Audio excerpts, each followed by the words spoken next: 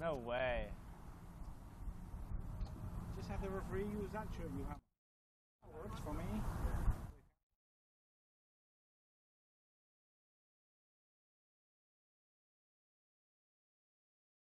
Mike check. Got USA South on the field.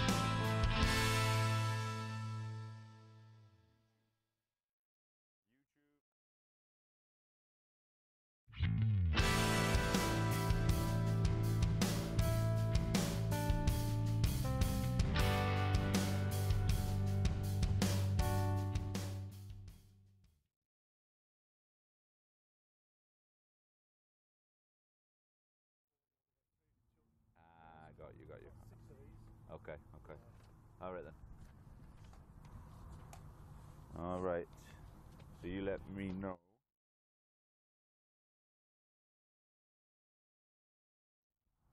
Yes, that's what you can hear.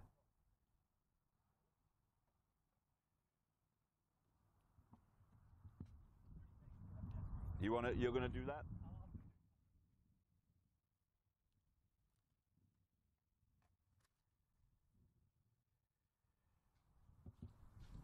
Ladies and gentlemen, welcome to the 2017 Run Under-19 tournament coming from Vizcaya Park in the city of Miramar. The first game on today is Jamaica against USA South Panthers A. We will be kicking off in just over 5 minutes. We will be beginning with the anthems from the far side of the touchline, so if both teams can line up on the 15-meter line, please. They're facing that way, or they're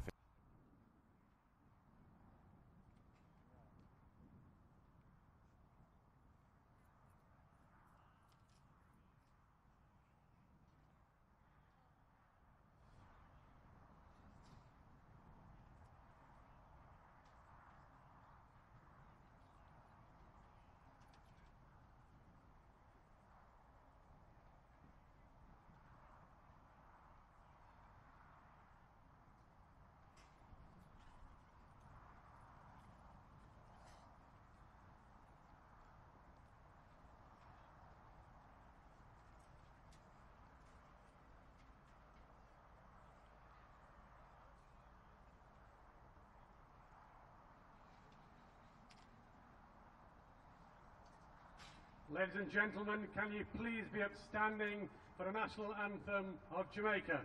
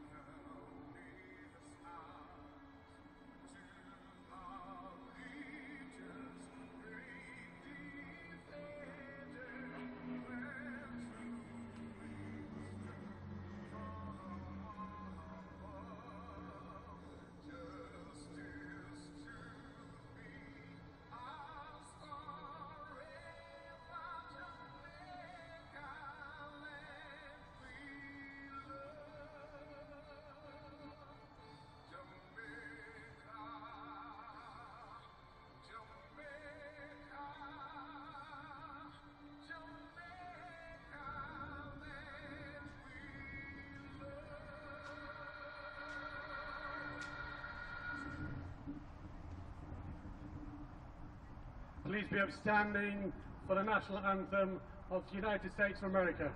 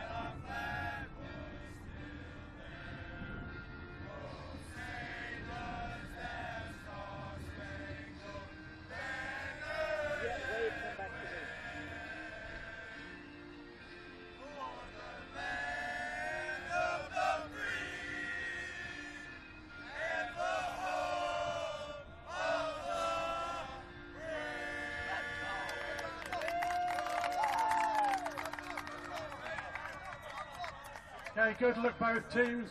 Today's match has been officiated by Fernando Garcia from Mexico.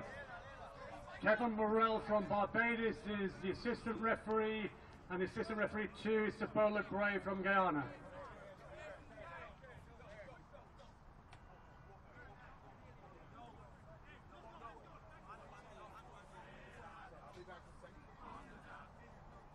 afternoon, ladies and gentlemen. Gavin Clevey here for the Rugby Americas Championship. We got Jamaica, USA starting us off this beautiful week. The weather is great, and I got the very handsome Austin with me. How you doing, Austin? I'm great. How are you doing today, Gavin? Very good, mate. Very good. Got an excited start right here. So both teams doing their pre-game chants. Both are pumped up. But those nothing gets you more jitters than the national anthem. Just be going every time. These guys are pumped up today. I'm loving it. So we got Jamaica in the black kit, and we got USA South in the blue.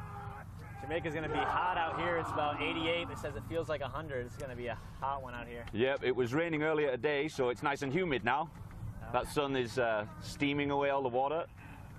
But most of these guys in both teams are used to the humid weather, as we are in the southern part of the United States. Jamaicans obviously from the Caribbean and accustomed to this kind of temperature. A very big Jamaican community in the Miramar area, which is where we're announcing from today, Vizcaya Park. If you're seeing this and you're in the local neighborhood in South Florida, feel free to swing by and hang out. We're going to be here all week. First game of the competition, Jamaica versus USA South. USA South last year's winners over the Mexican team, who you will see this week also. And Jamaica won the trophy division last year, putting them in this relegation, moving up into the cup division. So I'm excited to see what Jamaica's got. And I know they've got speed. We got to watch them a few times after our games. We got to watch them on film a little bit, and they're going to be fast on the outside. I do expect the size advantage to go to the United States, but Jamaica's got speed, and I want to see them get the ball outside. And there it goes. And there's your prop forward, breaking out. That was Mark Spicer. He's new to the team. He goes to Spring Hill College, coached by Coach Goonan. He's got some strong running. That's the workhorse, Calvin Gentry. He's going to be the star back, I think, this week. He was for us last year in the championship match. He goes to Arkansas State, and he's a stud, man. He can run the ball. He's got a strong defensive game behind him, too. Yeah, Austin was a participant last year, and I guess you've retired from the... You could say you retired from the game. Well, yeah. Retired from the under-19 game, at least. Yes, sir. Aged out, but man, I wish I could play. It's awesome. For game one's always interesting. Just like right there, you see Jamaica taking advantage of a USA mistake. I expect USA to come out with some jitters. We did that last year. You know, you come out, you definitely feel the size advantage, but they just got to focus in. There's a mistake right off the bat. So we'll see if they can rebound stuck in their own zone here. I'm sure for a bunch of young lads that are just finished singing their national anthem, you know, it's an important day. Many of them will be their first time playing international rugby at the end of the day, boys. Who wouldn't be nervous? You know, there's even the big superstars in the world of rugby get nervous, you know, 50 caps in. So why wouldn't these lads be a little shaky to start off? Yeah, I actually talked to Shea O'Hanlon, the captain for USA South, before the game. He's going to be playing fly half, number 10 today.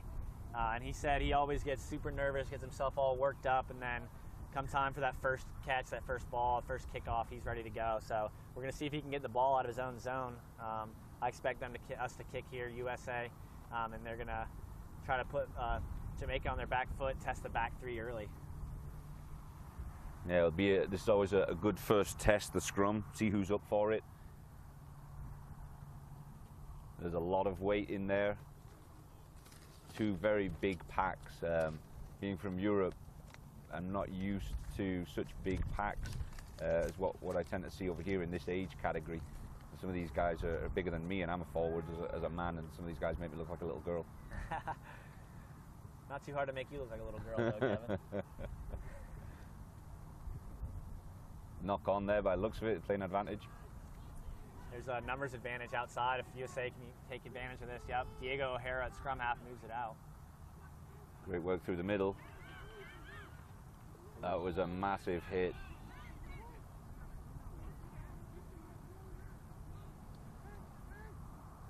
I do get the feeling there's going to be a lot of contest in the rucks with these two teams, which maybe is going to create plenty of space out wide, you know. Great ball handling, and playing with a lot of confidence. And great cover tackling coming around the back. A nice layer of 3 Jamaicans coming across the back. So that was the forwards making the offloads there. You know, you love to see that off the start, is the forwards being able to pass the ball. And that just shows, you know, oh, big hit there. This is going to be a doozy, boys and girls. This is going to be fun. There's 2 big hits from Jamaica early, and they got a big hit on Calvin Gentry from Arkansas State. He's not getting up very quickly right now. Yeah, that was a rib tickler for sure. Yeah, I think they're going to take a shot at post is what I expect here. There's a penalty on that offsides, shot up and made that hit. So he's going to be offsides, and so they're going to touch. I'm going to touch. The wind dropped just in time for them. That'll buy some time for Calvin to be able to get up here, and Yeah. they're going to try to. I bet you'll see a maul here from USA South. Make sure USA South puts Jamaica under pressure with that maul from the start. See what they got in the lineout category. Yeah, he's rethinking his life right now. Career change coming right there with that kid. Great take, very brave of him, but they lined him up very, very nicely. So you're familiar with a lot of the USA South team, of course. Who are the guys that we should be looking out for this week in the USA South team? Yeah, I'd say the workhorses are your centers, Andrew Rapay and Calvin Gentry. They were studs last year, and I think they'll be back again this year. So they're both playing 12 and 13. 12 and 13 combo, yeah. Coach Mark, talked to him before the game, Mark Williams for USA South, and he said keep an eye out for Calvin Gentry and Rapay to do the same things they did last year, but also we got Shea O'Hanlon at fly half, and he's gonna be the captain too. So he came in off the bench last year and put on a good show and took the starting job and led us to a championship. So he's gonna be doing this again, hopefully, and he's a good player. And he's a Georgia boy. Have you played with him other than in the USA South team? Yeah, he actually plays for my rival club, so I got to play against him for 3 years in high school. Got to hear his always talking, that British accent, and so yeah, I got to play with him a lot, and eventually became friends over all-star tournaments in USA South. But for sure, we had a hot rivalry. I recall seeing him play last year. Actually, now that you mention it. Guys look nice and organised from the off though. Good start. Yeah. Both teams definitely up for it. So I know they're going to stop play here because of that hit. Because Calvin didn't actually get up from that hit. He's still down. So they're going to take a break, bring some water out.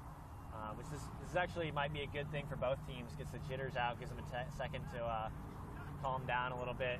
That hit came from an offsides penalty, which you hate to see. You love to see a big hit, but you hate to see it coming from a penalty. So.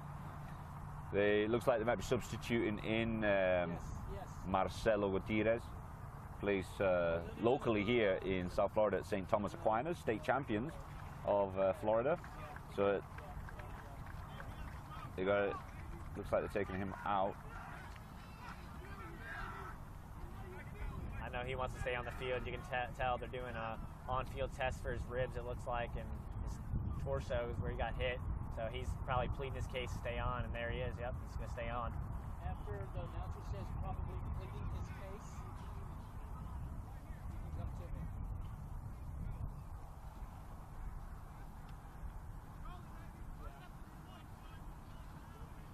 So they actually subbed out Andrew Rapay. Okay. So they left the ailing Calvin Gentry on an outside center and brought in Marcelo for inside center. Interesting. I wonder there was a mistake in there that we missed or something, but they pulled Rapay out of the game. Maybe a tactical change, you think? Yeah.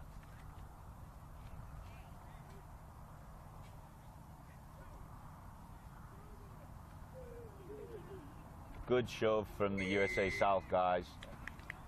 Penalty to United States in the Jamaican drive. They're going to tap and go. They're going quick. He's seen some space out wide. Nope, nice short ball, and he's over.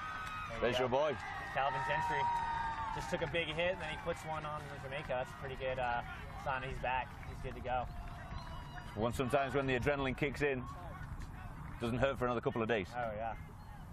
Depends how old you are, I guess. These guys bounce back the next day. True. Takes me about a week. No, really, it does.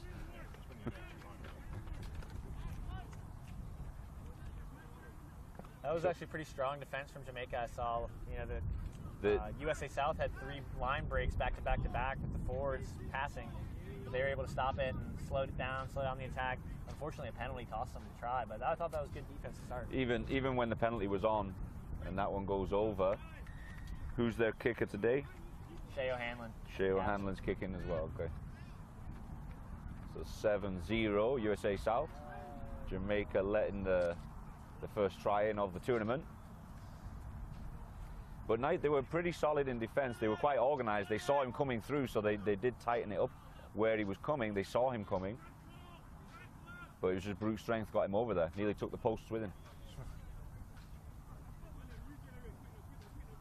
The read was not bad at all. That was a smart play, and you know, by the scrum half, it's Diego O'Hara. He's a scrappy little player. Seen him played with him in Barbados a couple times. I'm excited to see him take my spot. He took that tap and go, very bold play, you could say, from the 2-yard line, and he took it and set up his teammate for a score. So it's good to see that kind of action from your scrum half early.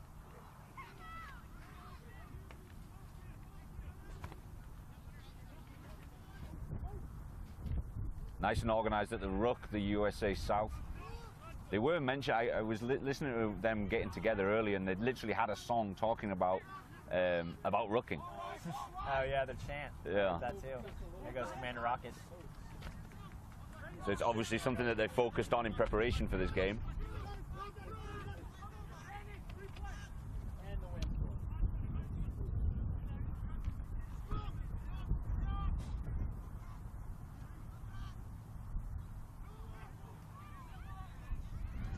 Good hands again, or overran himself a little bit.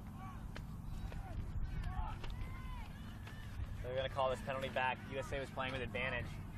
I'm not exactly sure what the penalty was on this sideline, but I'd expect them to kick for touch again. Seeing those posts, they're a little bit janky, a little bit not straight. I'm getting word that it was a high tackle, so I expect them to kick for touch again.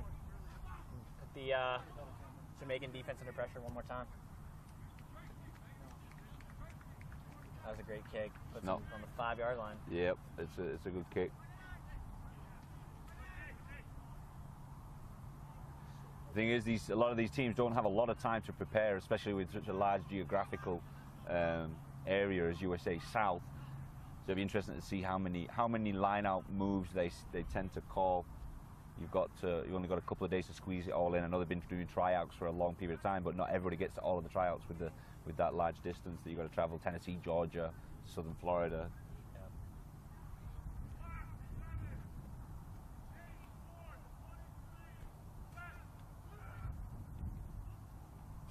Short ball.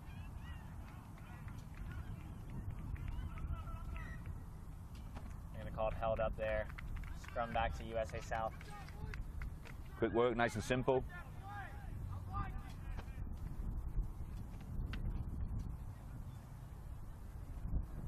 What I've liked most that I've seen so far is just communication from both sides. They've been very vocal.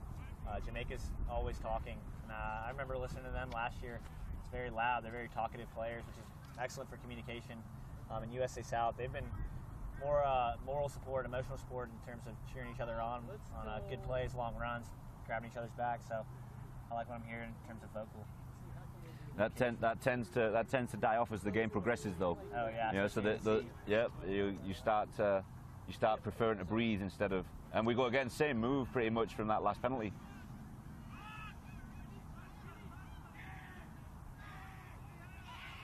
And that looks like another try. So that's our man. We saw a big hit on Calvin Gentry run. Oh dear, it looks like we got a problem there. I think we might have knocked be his taking head. a break for a little bit here. Don't like to see that so early on. After I zoom to the referee, we go to. That's another try from USA South. It's all set up by Calvin Gentry again. He's the workhorse out here.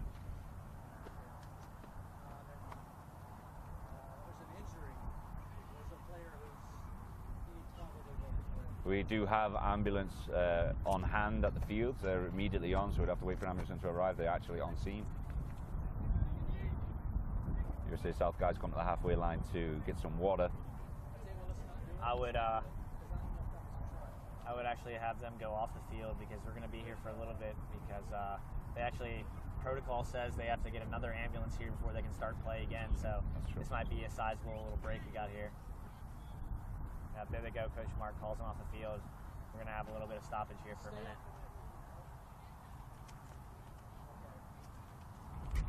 Come back to me. Come back to me. Come back to me. Yeah.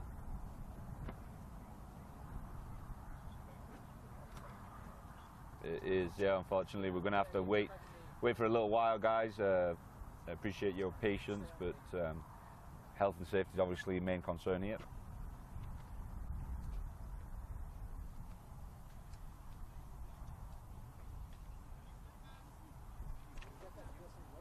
I'm presuming that try does stand.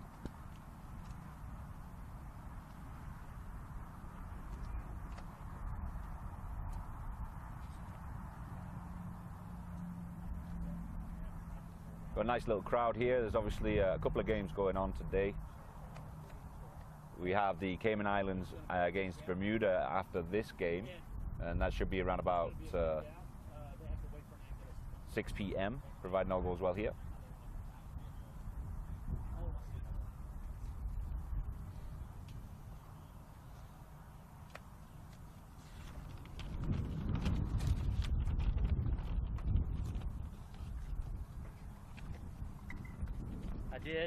I did, and I moved my nets. So it was Calvin Gentry that went down, just getting some medical attention.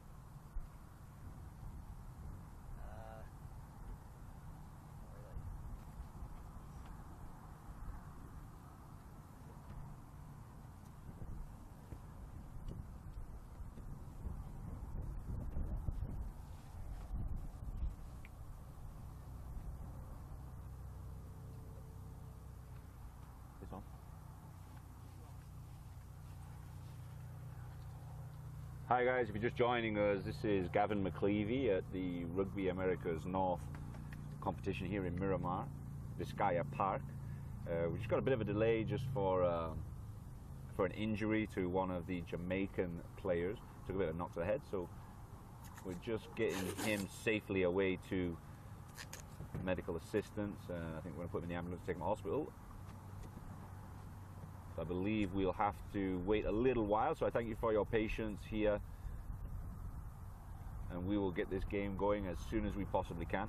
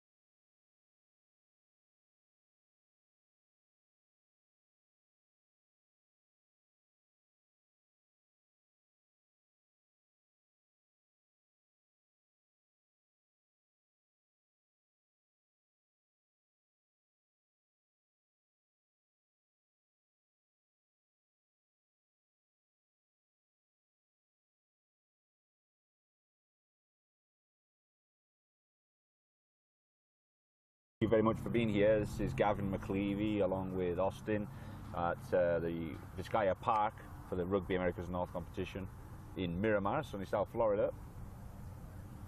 Just delaying for a few moments while we get some medical attention for one of the Jamaican players. Currently USA South are up 12-0. They didn't get a chance, they did score, but that's when the injury occurred, so they haven't taken the kick yet, and we will restart as soon as the medical services have reset themselves.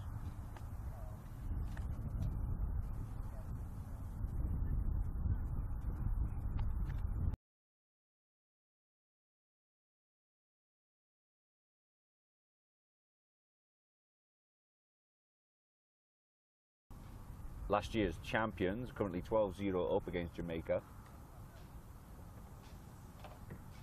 It's Calvin Gentry that got up from an injury, scored a try, and then put on an injury on the other team now, and then setting up another try. So it's interesting to see here what the teams can do in their time break.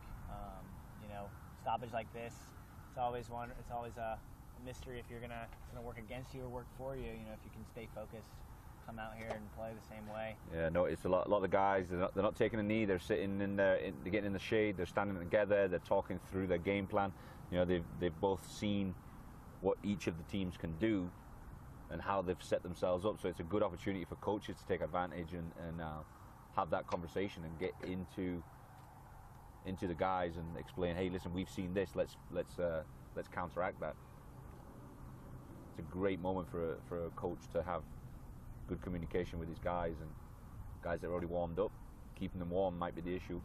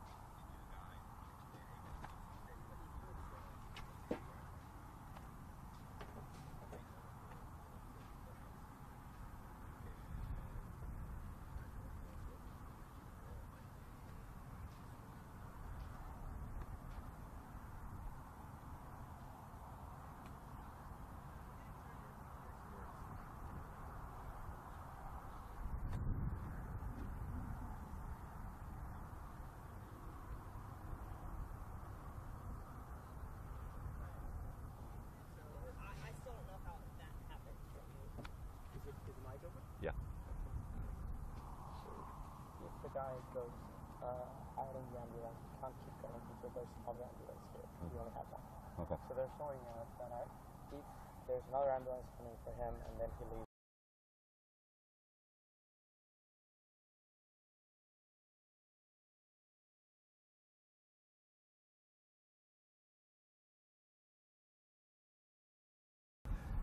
From Mexico, he's just explained to me that the ambulance is gonna wait here with him until another ambulance comes and picks up, because we can't continue the game until another ambulance arrives. That's just protocol, and it's obviously safety first. We have to have an ambulance on if this young lad gets taken to hospital in the ambulance, then and another accident happens, another injury occurs, then obviously we'll have no ambulance here. So that's the reason for the delay. So I thank you for your patience, guys. We should be up and running pretty soon. All depends on the ambulance service, how good are the ambulances in Miramar. These guys here in 2 minutes or in 30 minutes? I remember this actually happened last year. It did, yeah. So I think it was about 30 minutes. You don't really know, your kind of adrenaline's going, so you don't really know what's going on. But yeah, it should be about 30 minutes, I'd say.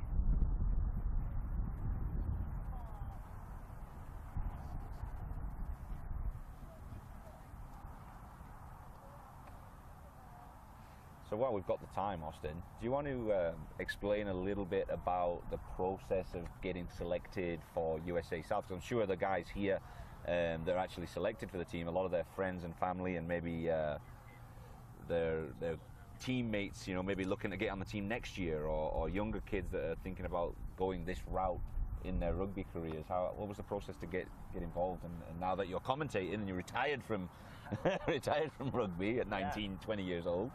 So basically, it all starts kind of with your high school club. You definitely want to have some coaches that are connected to the program in some way, so you're kind of your best bet. But basically, you get your high school club, you perform well on your high school club, and you get invited to the all-star tournaments for your state all-star team. So, for example, I played for Georgia. There's a bunch of Georgia all-stars out here. Some Tennessee guys out here, from all over. And basically, you just you play on those all-star teams, and the USA South coaches, Coach Mark coaches for Tennessee, and we had Don Pretorius from Georgia, and we got Mark Patterson, who's on the commentary crew with us. He's from Florida, and so they have all these coaches from the all-star teams that get together, and they pick their players who they want to, invite to the tryouts. And so that's where the tryout process starts. You try out in the first couple camps, and they have camps all over the United States, or all over the South, in the few months leading up to the final tournament. But first it becomes a tryouts. You start getting invited back. You start seeing the email list get smaller and smaller, so people are not getting invited back, and make it through a couple rounds of cuts. Team comes together, and this year, just like 2 years ago, USA South has two teams. And so they got guys from all over, several guys from North Carolina and Florida on that second team that you don't see a lot of guys from Florida, especially in the past, come out just because of the disconnect between the all-star tournaments. But, we got a bunch of guys coming out from Florida this year. Yeah, it's just probably with the geographical situation of Florida sort of stuck out on the end of, flights are a little longer and exactly. such, but yeah, so you make your tournaments, you make your camps, you try out, you work your way, and the starting roles are kind of up for grabs come time for Miami, and so you got your best 25 guys picked to play, and then while you're down here, you got 4 or 5 practices before the game start, before this game 1. You kind of find out the starting roles a little bit. So last year they played it here. Where else has this happened? Yeah, so it's been in the United States the last 3 years. It was in Miramar, and then 2 years ago it was in Orlando. The year before that it was in Trinidad, and it was in. I didn't play in that tournament, but I've heard it was a little bit less nice than what we got, the setup we've got here in terms of hotels and easy travel to the practice fields and back, and right, the infrastructure of the country is very different. So I would love to, and I've gotten a lot of comments and feedback on Facebook, and I would always want to see, always want to travel when you want to see these guys go and play in Mexico and all these other countries. But I think it's about time for these teams to reach out and make it happen for their own countries. But as of right now, USA South kind of has their hand in it, and they do a lot of the organization for getting it set up here in Miramar. So I haven't heard about where it's going to be next year yet, but Well, I it'd be mean, cool to fly down to Cayman. That'd be a pretty nice vacation. yeah, I'm down for that. Got a couple of friends in the Cayman Islands that are probably following this competition this week because they are a few guys are involved in rugby, and so yep, sounds like Cayman Islands next year. Let's make it happen, Yeah, boys. let's do it. Cayman I'm Islands down. 2018. Hashtag ran super week. Yeah, Super Week Cayman Islands. I have a good friend. He's a photographer there in the Cayman Islands, and he basically does nothing. Takes photographs of coral reefs. Yeah. Nice life. He might even be listening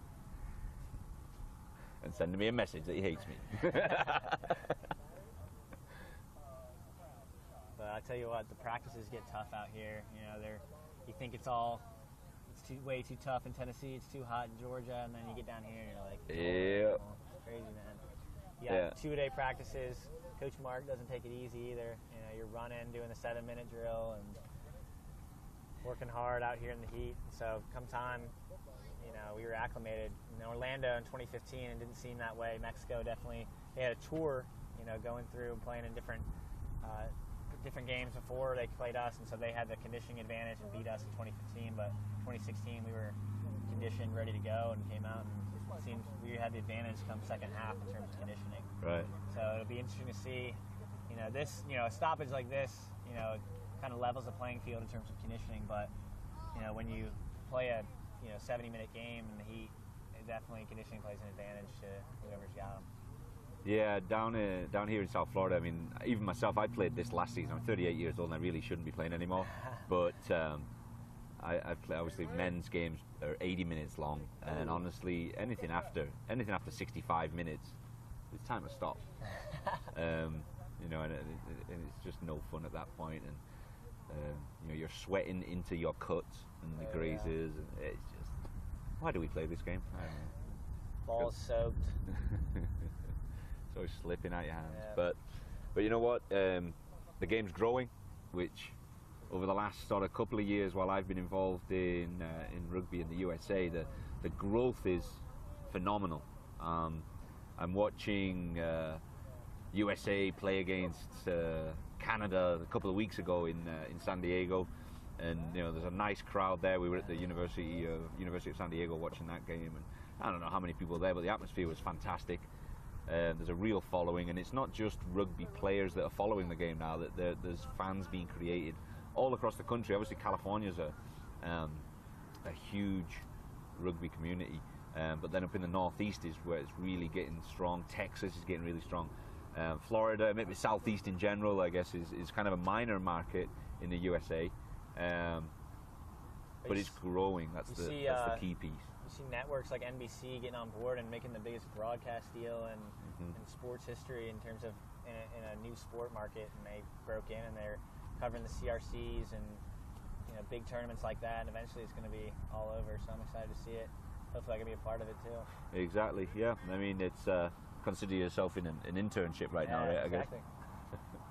I guess. The NBC deals that have come up recently. I was speaking with Alex Coverciero a few weeks back, and he's actually back from New Zealand now. Alex Coverciero is the main commentator at NBC for the Viva Premiership, and now they're expanding into so many other areas. Obviously, the TV rights to it is something that's going to grow and grow. Where I've been a couple of years for beIN Sports, and obviously they're a smaller TV station in terms of numbers nationwide, but they kind of introduced it. You introduced European rugby to the USA, and now NBC and ESPN have jumped on the bandwagon, which is just amazing news for rugby in general. That's money going in, money comes out. Exactly.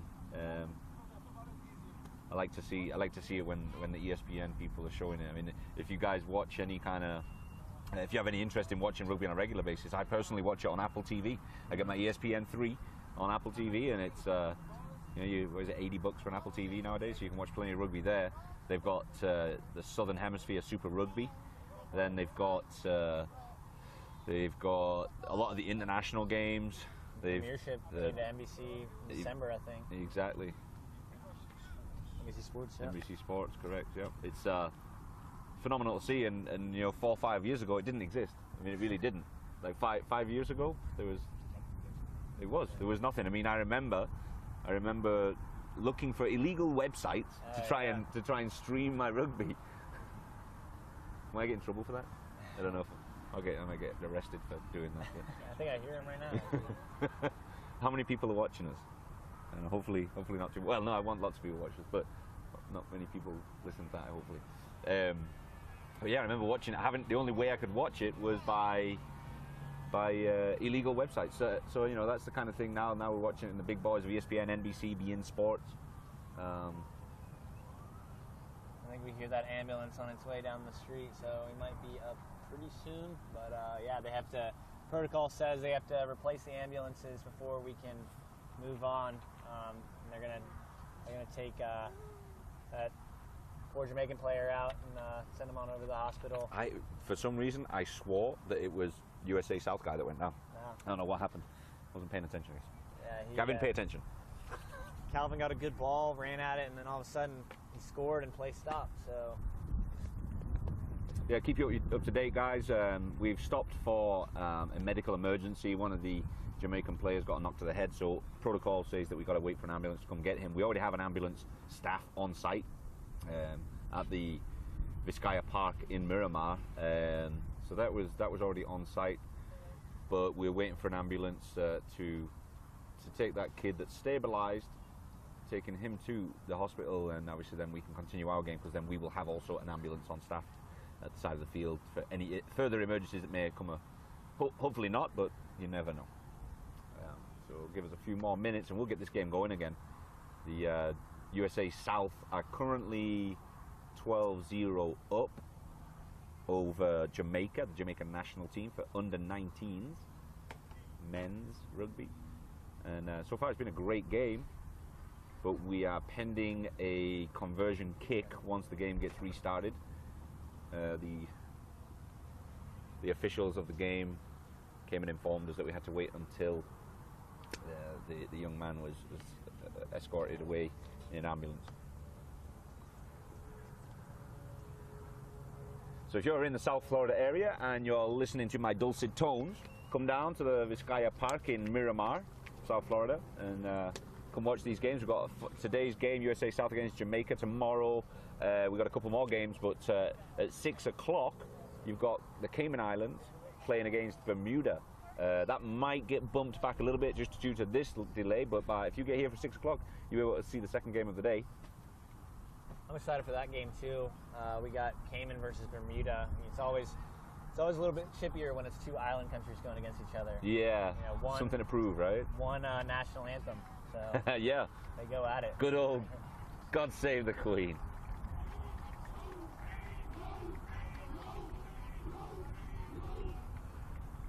And that's the Jamaican boys giving a big cheer to their man that's leaving the field right now. It's fun to watch them before the tournament with that video they posted about with the chant. Yeah. They wanted their Jamaican fans to tune in, and hopefully they are. I was. You can check that out on. I think we posted that to the RAN Super Week page, so you'll be able to check that out. It's the Jamaican boys, lots of personality, lots of charisma, and go check that out.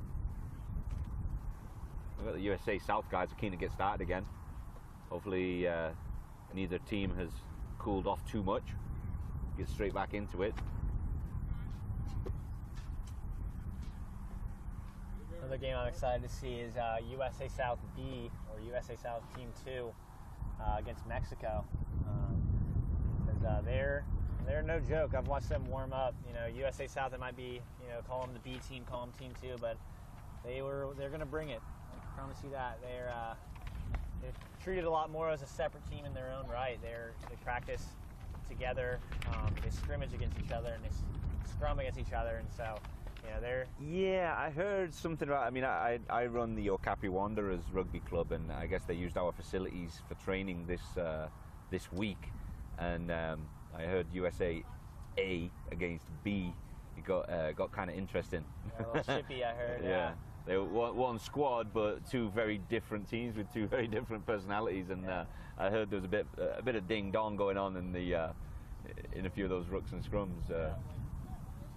But that serves both teams a lot better too. You know, if it's Exactly. hotly contested. Exactly. You start intensely in training, and that's how you play. Hopefully, I guess it's very possible they could meet in the final. They're separate pools. They could meet in the final. Yep. That would be an upset win over Mexico, but you know, Mexico's a strong team. They're not going to let that come easy. Yeah, I mean, Mexico last year they were very clinical. They fell short in the final, but they were a great team to watch. Very professional, very focused. Yeah. So it's nice to see such a diverse group. You've got USA South, obviously the southern states of the United States, and you got the Caribbean island teams. Then you got someone like Bermuda, that's obviously an island separate from everybody else up there. You know, basically it's off the coast of New York, isn't it? And then you. Okay, we got you. We had number 13 Calvin Gentry come over to the media tent for a quick chat with us. He said they're coming for him and he's coming for them. So he looks up for it. This guy, he's got a good personality and a great amount of skill. I remember him from last year, and he looked very handy, and it looks like he's improved over the last 12 months. And it's great to see at this age you can do leaps and bounds of improvement. You know, between the ages of 16 and 18, you mature physically, mentally.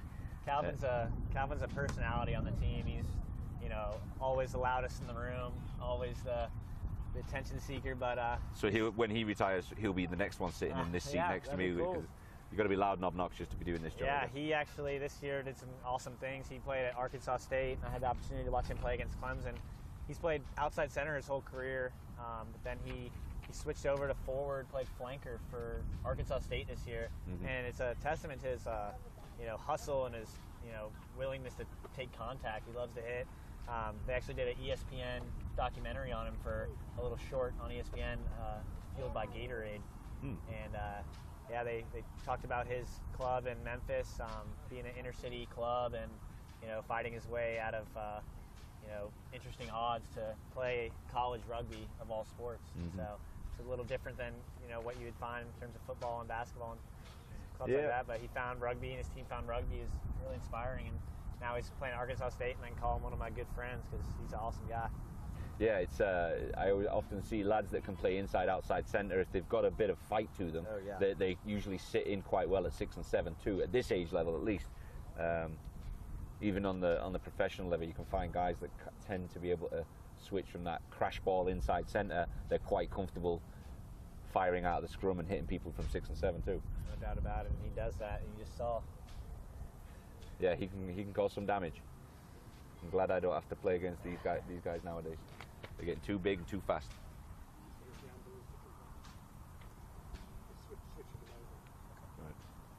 Okay, so I just got notification that the young lad that got injured is just switching over into the ambulance and making his way. So we should be good to go within a couple of minutes. So be patient, guys. We'll have the game underway. This is live streaming from Vizcaya Park in Miramar, South Florida. We are located just between Miami and Fort Lauderdale. So if you're on vacation or you're living in the South Florida area, please come by and watch the game. There's no tickets, no price at the door. You come in, watch the game, completely free, lots of fun. High-level international under-19s rugby being played. We've got games all week. We've got a couple of games every day, except Monday, I believe. Today we've got USA South against Jamaica. Currently, I don't know how far they're into that game. I guess we're about 15 minutes into the game. Unfortunately, we have to take a break for emergency, but later on at 6 p.m. we will have the Cayman Islands national under-19s team playing against the Bermuda under-19s men's team. We've got qualifying games Tuesday and Wednesday, and then we've got the 10-a-side women's game on Thursday and Friday. I think we've got 4 countries involved with that: Trinidad and Tobago, Jamaica, Mexico, and USA South. Something to note as well, there's a lot of the teams in the what's called the Commonwealth Games, which I guess is former British colony kind of Olympics. So a lot of these Caribbean islands, being former British colonies, have got teams in the Commonwealth Games as well. So there's a lot of rugby going on internationally in terms of the Caribbean, at least, and the central countries of of the Americas. So lots of rugby going on around the world. Season seems to have finished, but it just keeps going and keeps going. I know for us, the official club season has finished here in Florida, but you've got sevens going on. Now you've got the USA Rugby South playing in the RAN competition. So there's a lot of kids that really just having no break and getting as much rugby as they can take, which is it's phenomenal. It's a phenomenal thing to see. And as far as I'm concerned, just keep it coming. Yeah.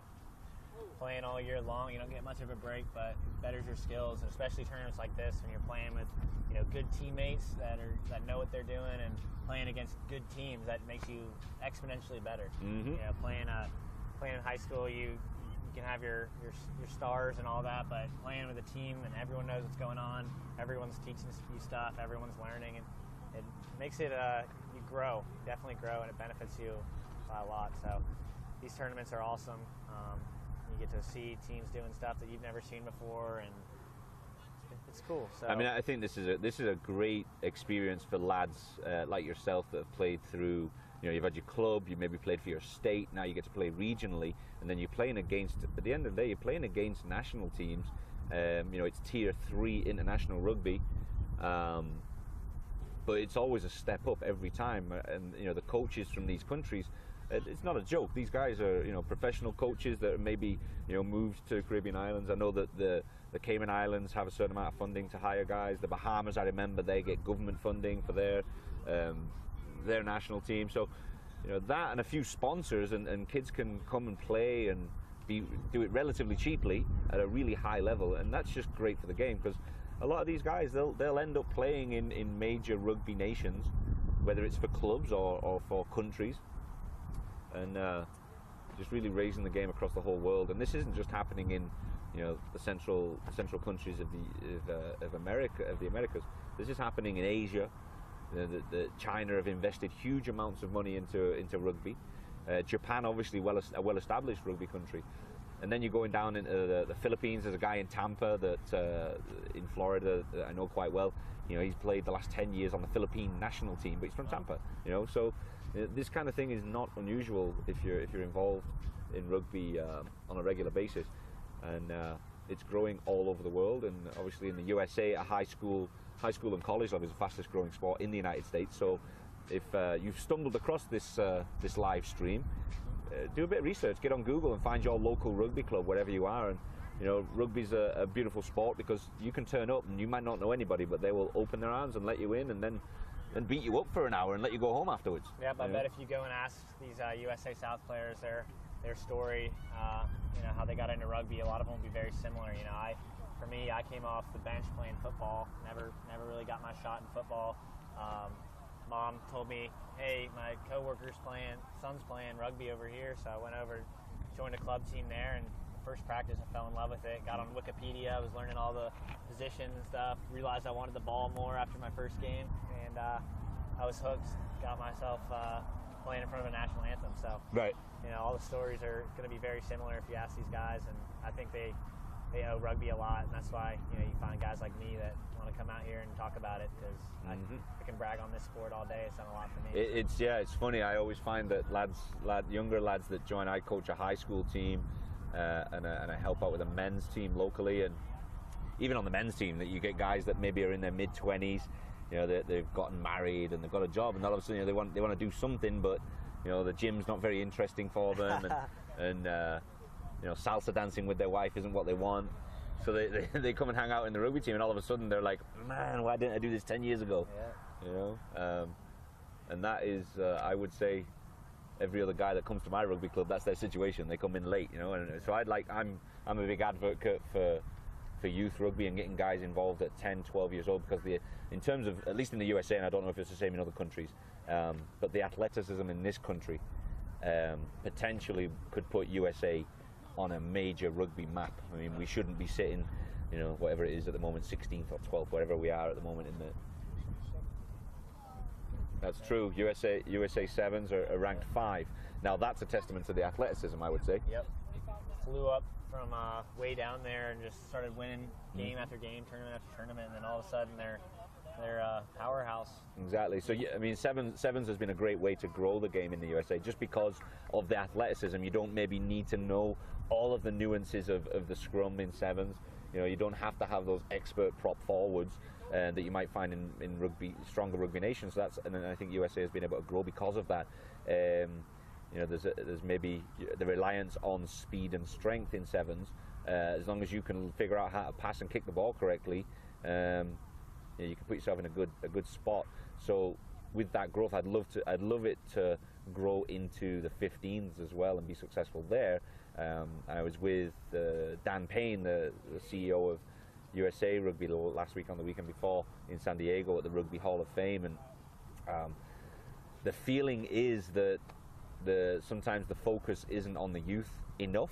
And seeing as I'm on the microphone, I'm going to push it. And you know, if anyone's listening, you know, if you're a club coach, spend time with the youth. If you've got a men's team, force the men's team to train, you know, the younger local school or wherever it might be, because that's where that's how USA, in my opinion, and again, this is not the opinion of Rugby Americas North or anybody else associated with this stream, but my very passionate opinion is, if we can get 10 and 12-year-olds playing this game now, in 10 years' time, USA will be able to compete with the Englands, New Zealands, South Africas of the world. Until then, we're going to struggle, right? My opinion, again. I think people are all shaking their head and pointing at me and telling me to shut up. I think you're right along. I think you're right along the right lines there. Teaching is important. We at Furman, where I play rugby right now in college, we take time out of our practice to teach the new guys who come out to practice how to do the simple moves, and you can't just expect them to pick it up by watching. I didn't learn how to play by watching. I learned by playing. So we take our time. We definitely include teaching, and that's important. You can bring your biggest athlete out there, but if he doesn't know what he's doing and he gets penalties left and right, he's off the field and out of the sport really quick. So. Perfect example was a few weeks ago. I was up in where was I? I was in Atlanta, Georgia. And the situation up there was, it was All Stars. It's like the Florida All Stars against the Tennessee All Stars against the North Carolina, etc.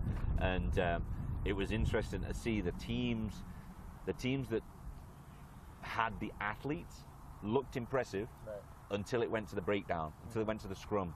The teams that maybe have been playing 4, 5, 6 years together, they were the guys that had cohesion. They had the basic skills down. And you look at New Zealand All Blacks. Right before they go play, they pass, doing very basic stuff. They do all the simple stuff first, so you can't deny that the basics have to be correct. And I think that's something we're going to see at obviously USA South, but Trinidad and Mexico that they do so well is, they kick and line out and scrummage so well that they dominate 33% of the game. Every time the ball stops, every time it's kicked, they win a line out, they win a scrum. That's 33% of the game. So just like special teams in football, American football, for any of those American football listeners, if you can dominate the scrum, you can dominate the line out, you can dominate kicking, you're going to go far, and you're going to beat teams that are a lot bigger than you. Exactly. So. Yeah, I mean, within my team, I've got quite a small team. I have a lot of Argentines in my team, probably 40% of my team, again, being in South Florida. There's obviously a huge Latin community, and the main Latin community that plays rugby are Argentines. So, and they're not particularly big people. Obviously, there's a few guys in there, but generally they're smaller guys. I'm talking sort of under 18 guys. So some of them are only 120 to 160 pounds, and they come across the athletic American guy that maybe converted from American football or even maybe basketball, and those guys are as big or bigger than me, sort of 230, 250 maybe. There's a huge difference in size, but technically they're much better because they've maybe played since they were younger. In a lot of the rugby countries, your Englands, Argentinas, New Zealand, they play from a very young age. So technically, they're much smoother. They do the technical skills, maybe without thinking, if that's the right way of putting it. They don't think about it too much. They haven't been coached it. It's just they've copied, just like you would if you were learning a new language. Exactly. It's just something that they've repeated and repeated and repeated over many years. Haven't thought too much about it. And by nature, they've got that advantage. But over the last few years, in my opinion, college and high school has been the focus in the United States. If we can drive that age focus down a little bit further, And I think we have over the last couple of years. They're talking about doing. I know one of my kids from Okapi Wanderers, Braulio Garcia Jr., I think he's attending the game, watching today. He's been selected for the USA South Under-14s team, which is something new, and they're going to go to Utah later in the year, I guess. And for the first time they're going to do that, which USA South is slowly expanding and giving these opportunities to kids that a couple of years ago I know Braulio Garcia Jr. 2 years ago he wasn't playing rugby. He was a soccer player. Yeah, and I think we might be lead into that always that concussion discussion in football where youth moms and dads aren't wanting to let their kids play football due to concussions, and obviously we're talking about this while at an injury stoppage, but you might see people turning to rugby as I consider it a lot safer in terms of concussions, in terms of ACL injuries and such like that, but you get your bumps and your bruises and your shoulders but all banged up, but I think it's a lot safer. We don't have a helmet on that head, you don't lead with your head, so I definitely think it's going to be the next answer, and I think it's going to grow. Well, I've seen, I know Atavus are big on that. I've worked with them a little bit, different training that they've hired me for consulting and things like that. And I was with Ross Young, is the director at Atavus, and they basically are now becoming a consultant service for college football teams, and actually going and doing the technical side of the tackling and defense for a lot of those college American football teams, and spending time, putting the shoulder into the hip rather than leading with the head, and it goes a lot further in depth than that, obviously, but that's the basics of it. Take away the head from the tackle, and you've got a very different dynamic to a game, and you're minimizing injuries. And I was actually reading some statistics while I was in that conference a few weeks back, and apparently American football on a youth level, when I say youth I mean under 14 and below, is actually dropping off at 7% annually. 7% annually dropping off in terms of American football participation, which is unfortunate. I mean, I like American football, I watch it myself, I always watch Super Bowl, I live near the Dolphin Stadium. I've even been known to go and fall asleep in the Dolphin Stadium occasionally. And did I say that on air? I'm sorry, football fans. I think we're getting ready to resume here. The teams are doing their chants again. And the ref blew his whistle a couple times, so we might be getting ready to All right, our boy is away on his way to the hospital. I'm sure he's very safe. He's been taken care of by the Miramar Fire Department ambulance service, so he's in good hands now. The Jamaican boys are fired back up again. I need to check that. I know we were only 15 minutes into the game. The clock at the field is at 25 minutes, so I'm sure we'll adjust that one way or the other. The conversion didn't work out for the USA South, so it stays at 12-0. We've got this game started up again, and Jamaica will be kicking off as soon as the USA South fly half gets himself back into position. He seems taller than last year. Who's that? Your fly half. Oh, your man. Yeah. I mean, he's played his first year at Arkansas State, and he's going to transfer to Kennesaw State. But that program in Arkansas State's got a lot of these kids on USA South. Just right there, the guy who caught the ball, Campbell Robinson, he actually played with me in Georgia at Alpharetta, and now he's playing at Arkansas State. Georgia. Yeah, I was up in Life University up there. Great setup in Life University. If anybody's interested in going to university and playing rugby, Life University is not a bad place to go. Right.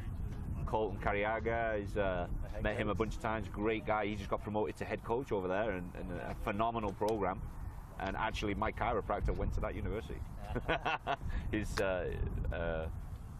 He is over in Israel right now with the Maccabi setup. Maccabi is a kind of an Olympic Games for the Jewish community. Got a couple of guys from South Florida playing in that over in Israel right now. So we've got a penalty kick. Looks like we're going for sticks. He's on the post. That's yeah, deep. He's confident. He must be about what 38 yards, but a pretty stacked angle. Yeah. So this ball is going to be live off the kick. So if it's short or if it bounces off the post, the ball will be live. So You'll see, yeah, you got Captain Shea O'Hanlon facing the post. He's ready to receive anything that's not a good kick here.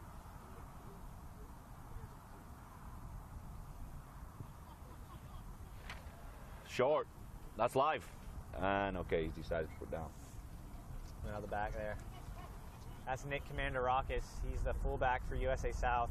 He plays at Furman with me. Played in Alpharetta with me in Georgia. So I've known him for a long time. He's a hustle player. He played flanker here last year, and this is his first year playing fullback here. 22-yard drop. Didn't get to the halfway line. Bit of a breeze against him. So Jamaica nice and settling it down. Good clean. USA South guy might be caught on the wrong side of the ruck. Oh no, he's got it clean. Good counter ruck, good counter ruck. There might be hands in the ruck there. Referee's calling it. Yep. Nice turnover by USA South Calvin Gentry. He's back to work again. He came in there and contested the ruck and was able to fight for it enough to get Jamaica to turn it over on a penalty. So it's going to give a chance for O'Hanlon to get it deep and out. Decent kick against the wind. This wind picked up over the last couple of minutes. As soon as that game started again, the wind picked up. Yep.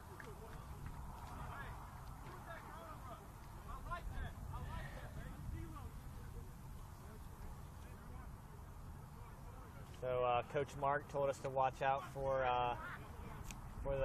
Campbell Robinson in the line out. He plays at Arkansas State, like I said earlier, and he played for the USA under-20s team, and he played against I think Canada, I believe. Okay. But he's a good player, especially in the line out with his length. Yeah, USA didn't have to get too high on that one because Jamaica jumped it a little too early. There's Marcelo Gutierrez going into that tackle. Logan. Great clean out. And it's gone to ground. Jamaica recovered and kicked ahead. And referee has called. Correction, that was Logan Butler on the clean out. That was a great ruck. It's definitely, USA South definitely came off that stoppage and was able to fire it up and have two big clean outs on the rucks, one by Calvin Gentry and one by Logan Butler. And again, that goes back to that song that they were singing earlier on. Defense and rucks, yeah. We heard it. It's obviously something we're focusing on at USA South. I mean, 12-0 to USA South, but I don't think that's a reflection of the talent on the field. It's pretty even keel right now in terms of quality of play and passing style. Scrums are pretty solid. This is going to be an interesting part for Jamaica, an interesting section. They're back in their own zone, so it's going to put their kicking under pressure, and see if they can get it out of their own zone. It was a good shove from USA South, but they're going to try it again. Referee wasn't too happy with it.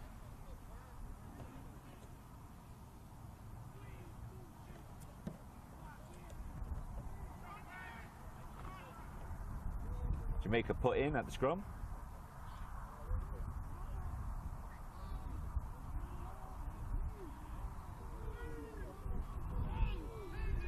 And again, another good shove from USA South.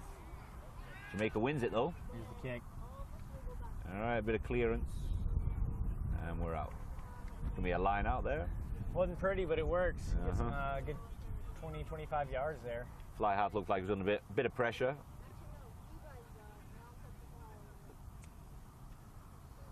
But inside your 22, if in doubt, kick the snot out of it.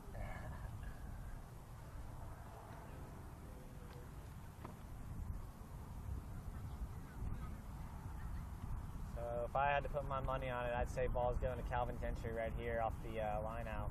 Okay. Let's have a look. Oh, went over the long. That's a turnover. I know Jamaica's got it. They're going sideways, but they straightened it out. Kick ahead, chip over. All right, we're looking safe. Good work. Good work from USA South to clean that up. Could have been dangerous. There's your scrum half. Doesn't look like he's got much support, but here it comes. Hands in on the ball there from the fly half Jamaica. Yeah, that's going to be an obvious penalty. You can't play the ball on the ground, and you can't have your hands in the ruck, and I think he did both those there. So easy penalty. That'll give Shea a chance to keep this ball deep and out and get a touch here.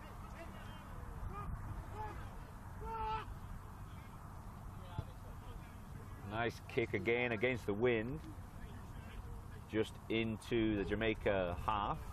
10 yards in there. So we're going to start seeing our first hands on hips here. That's a sign of tiredness. It's always what our coach told us to look out for. He said the first sign of hands on hips is when their conditioning starts to break and you start gaining the advantage. So we'll see if USA South can drive down this field and put more pressure in the 12-point lead as of right now.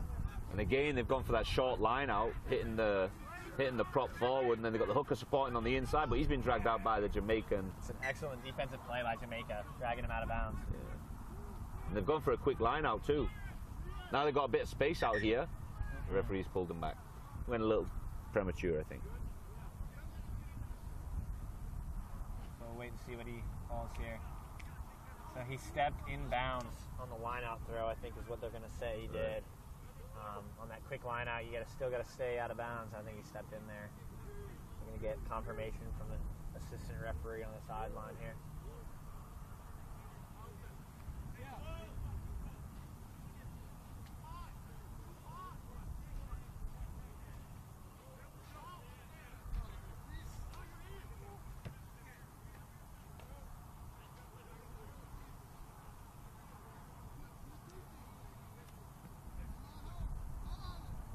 Jamaica line out, see what they've got. They can play defensively.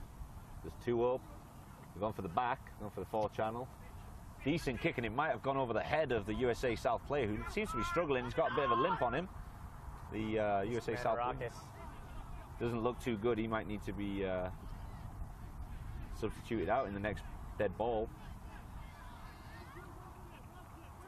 They got a lot of numbers on this right side if they can move it wide. If they can swing it back this way. That's fine, sucking them in more. It is, it's sucked in the backs of Jamaica. Now there's literally nothing out here. There's all kinds of space for Jamaica, for USA South. And there you go, we've got a little bit of space. Oh, he's had to pull back in. You've got a second row forward on the wing. That's never going to work. And how quickly can they recycle? Jamaica are trying to chase themselves back. There's the goal line defense. They're going to put under pressure right now. Jamaica have managed to slow it down a little bit.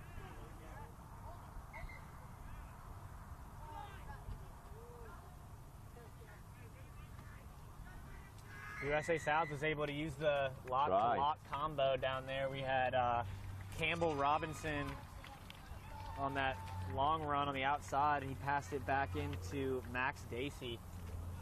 But I think the try scorer was Mark Spicer. He's a first-year player out of Spring Hill, and he gets the try.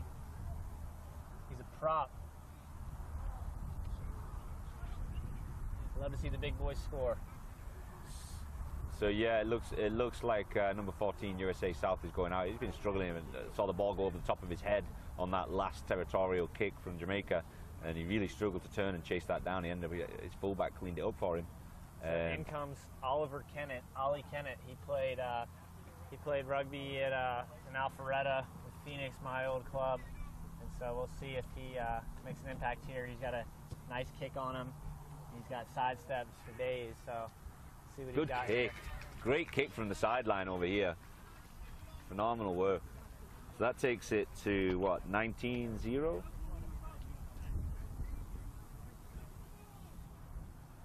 Phenomenal kick, really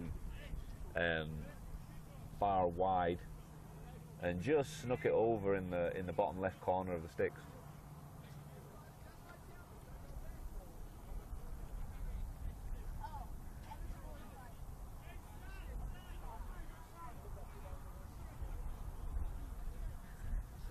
So Jamaica haven't managed to get points on the board. There isn't a huge amount of difference between the two teams, but at the end of the day, USA South are the ones that have been clinical and finishing it off and putting the ball on the other side of the line. I think the difference has been penalties. USA South has had the penalty count down, and Jamaica's been you know, committing a couple penalties, and Shea O'Hanlon's been able to drive that kick deep into touch, and that's like I was saying over the break, the injury stoppage. You know, 33% of the game is your scrums, your lineouts, and your kicks. So Shea's dominated that, and the USA South scrums have done well. See Calvin Gentry right here, what he can do.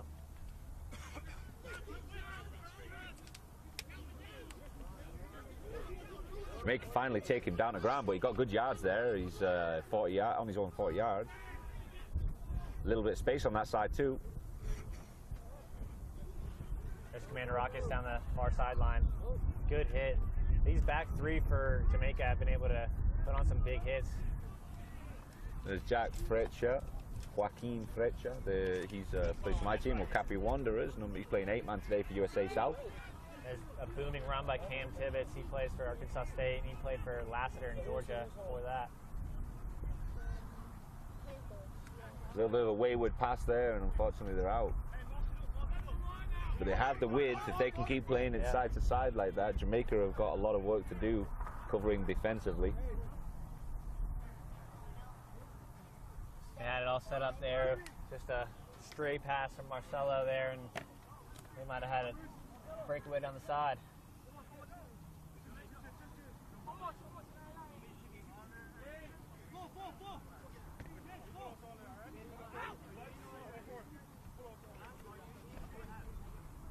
So this is going to be a full line out from both sides.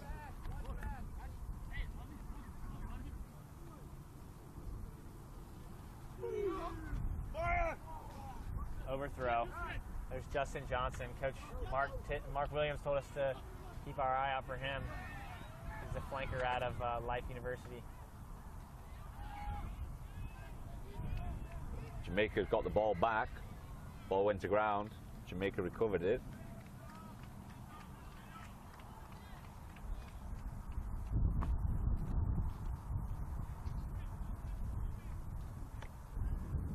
Seems like USA South's had some line-breaking runs, but they're not able to find that last pass that puts their comrades away for the try. So they're going to keep banging it through with their centers, Marcelo and Calvin Gentry. Yeah, I haven't come across a more disciplined kid in terms of training than Marcelo Gutierrez. This kid he trains twice a day, whether his team trains or not. He's one of those kids. He's up at 5 o'clock in the morning, running 400-meter sprints because he's got nothing else to do. So that's a penalty on the scrum half for Jamaica there. He was in the pocket of USA South scrum, harassing the scrum half before the ball came out. So it's going to be another chance for O'Hanlon to pin him deep. See if he can do it here.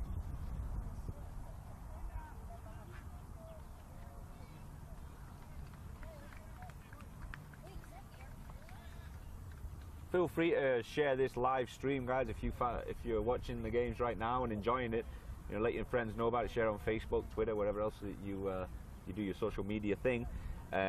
Rugby Ran Super Week is going to be happening all week. We've got Saturday, Sunday. There's no games Monday, but Tuesday, Wednesday, you've got this competition will continue. Thursday and Friday, you've actually got the female competition going on, and then Saturday, obviously, the finals.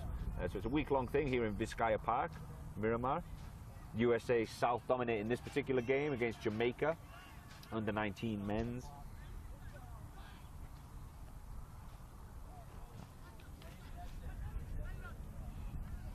Gentry wants to do it all himself today by the looks of it. He's dropped the ball though. Marcelo Gutierrez recovered it, and we've got a little bit of space on the outside here. And that looks like a try. That's number 15, Nick Commander Rockets, Furman University, in for the try. He had help on the outside, but it's always a decision right there on the edge, and he made the right call and put it in. So stepped inside, and the two guys covering kept going in the hopes that they'd pass it on. It didn't happen. Great try. USA South really are dominating, really turning up the pressure. And like you said, there's a few of those Jamaican boys, unfortunately, have got hands on hips at this point. Looking a little tired, looking a little beat up. And really haven't had much opportunity to play in the USA South half so far.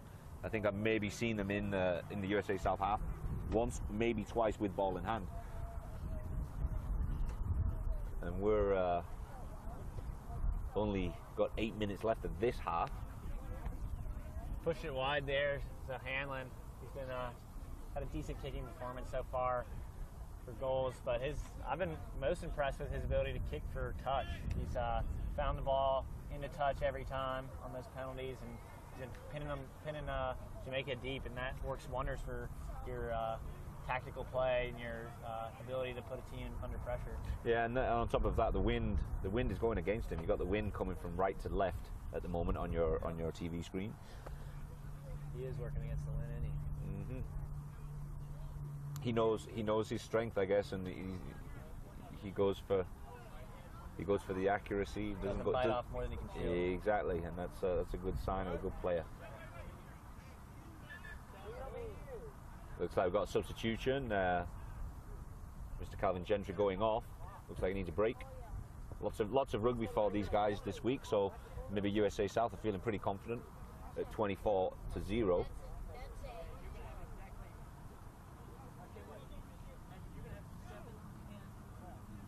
But they've got some decent strength in depth in USA South, so I'm sure.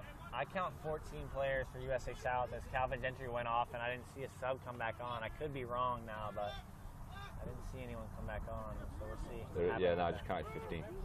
You did? I did, yeah. I did. I don't know who came on, but there's 15. Okay, I see. Jacob Forrester came in at wing on that side. So someone must have replaced, so Zach Rodemaker replaced Gentry at center. So now we have Diego O'Hara at scrum half, Teo Hanlon at fly, Marcelo to Zach to Jacob Forrester on the edge, with Nick Mandarakis, the try scorer, at fullback, and Oliver Kennett at the other wing.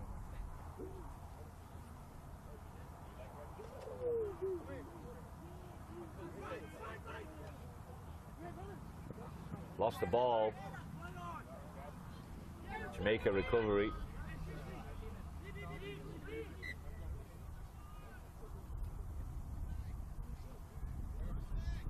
So Commander Rockets knocks the ball on there. Ball does get slippery when wet. You know, the sweat gets on, and it just slipped on out on that hit. So I feel like he took his eye off it. Maybe at the last second, he was looking at what was going to hit him rather than catching the ball. You know, which happens to the best of us.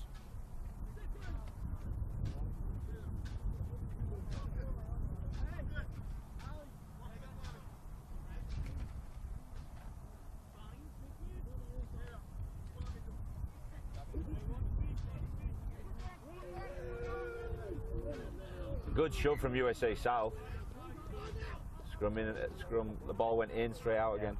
Straight out the tunnel. But a good shove from USA South to really beginning to dominate in various areas. This referee is Fernando Garcia. He's from Guadalajara, and he was actually on the same flight as I was in. Okay. He's a Latin history, Latin stories teacher in Mexico, and he's starting his first year at university, teaching at university, so wish him a lot of luck. He's an awesome guy. Good to talk to.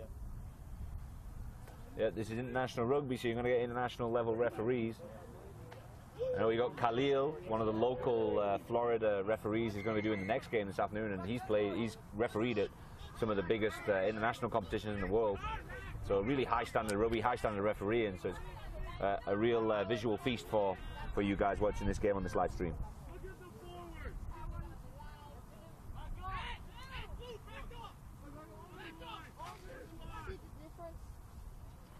Assistant referee taking charge of the USA Ball South stays guys. in.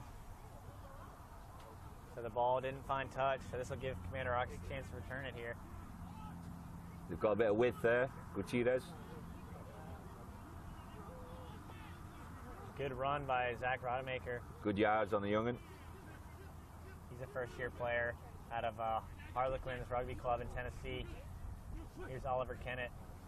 On the dummy switch, he's got the outside. Told you he's got a good boot, so we'll see what that kick does for him there.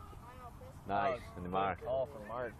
That's an excellent tactical play by Jamaica, something I love to see. And they definitely know the rules, and they definitely take advantage of what they've got. A mark called, so they're going to have the ball inside their own 22 and a free kick. That's one of the things that we're seeing at this level of rugby. It's you can be very hit and miss on high school or even college rugby. You can be very hit and miss on the So the ref is coming back to midfield to talk to his assistant referee. They saw something, and we got Commander Rock, the fullback, is down on the inside the 22. So we're gonna see what's up here.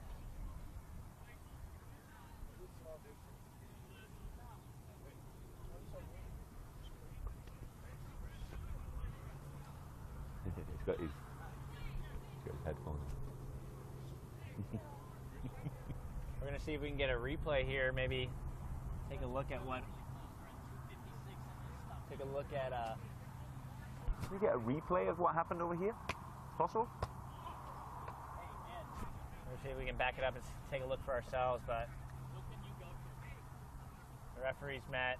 Maybe we're gonna see what the call is here. Commander August is down, so it's something to definitely be concerned about. As you're a starting fullback, that puts your team under pressure when you don't.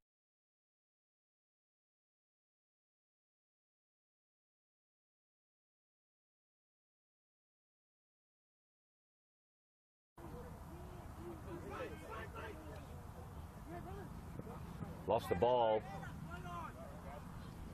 Jamaica recovery.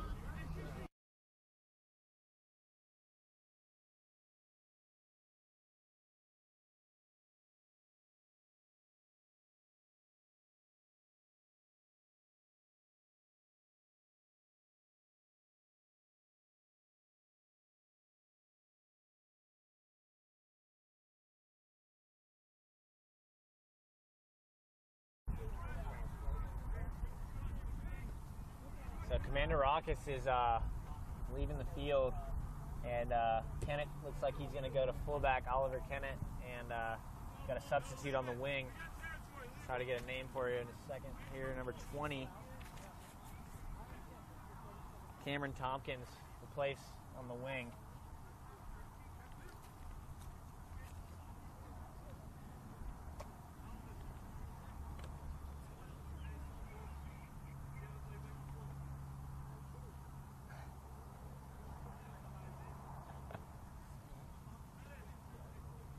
Definitely a forward build on number 20, but they've lost 4 backs. USA South has lost 4 backs in this game, so Hopefully none of these injuries are too severe, and these guys will be back later in the week playing.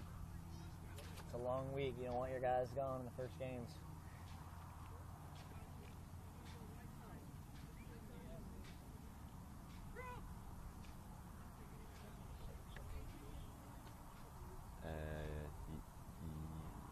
Eight.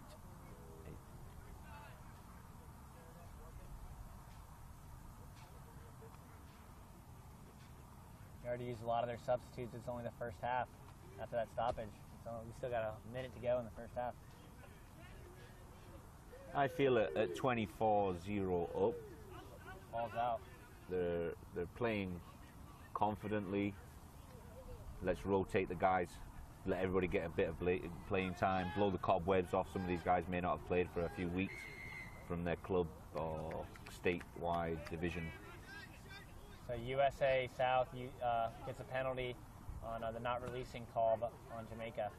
Muhammad Abdullah, he's going to Kennesaw State next year. He's from Georgia. He played for Lassiter Rugby Club. He's got numbers here. Good drive from the young hooker. There's your boy. And young Joaquin going over. Good spin move.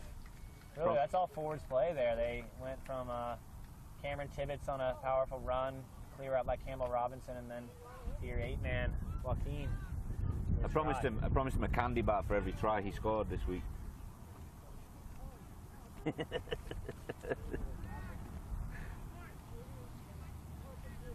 Apparently it's only he'll only have Starburst.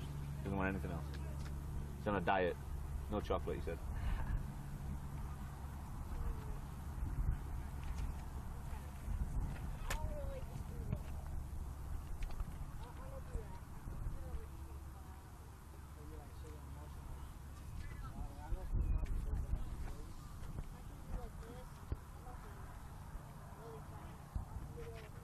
We're now at 29-0 for USA South against Jamaica.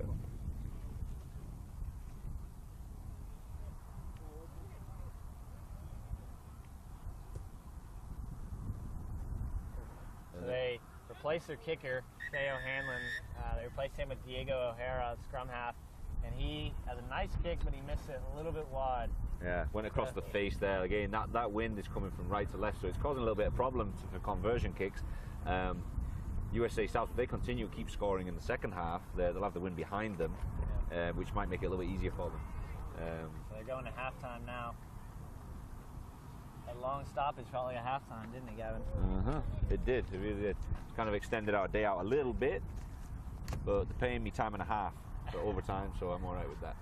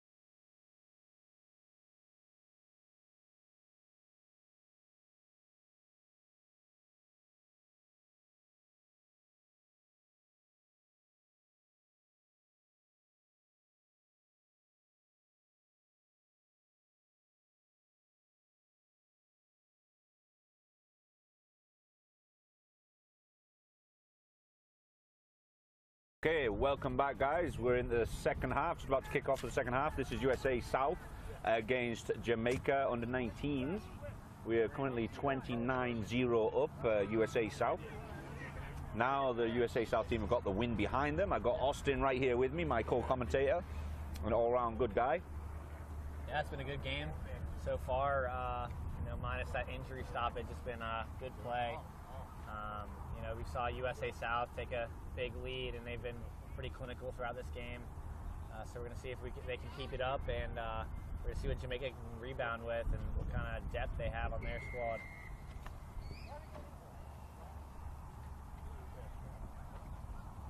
Straight away, drop ball. The rugby South Panthers have got themselves the ball again, and they're already past the 22. Good driving work from the forwards. Nice quick turnaround, quick rook. We've got a little bit of space outside. If this guy can get rid of the ball, but he's managed to hang on to it. That was Mark Spicer, the prop on the run here. But again, quick recycle. Unfortunate knock on there. They say play on. It said it wasn't a knock, so they're going to be able to get another shot at it. That's flanker Justin Johnson out of Life University on a nice pick and go. It's actually pretty strong defense from Jamaica here. They're, you know, getting their solo tackles down. That's something we saw for the first start of the first half, but USA South was able to make it a gang tackling affair, and so the Jamaica was getting sucked in and weren't able to stay wide. So if Jamaica can settle down and get those those solo tackles down, they should have a good shot in this game. Nice little inside ball. That's George Sharp, the hooker out of Arkansas State, on that run there. That's backwards again. Diego O'Hara lost it for a second, but he regained it.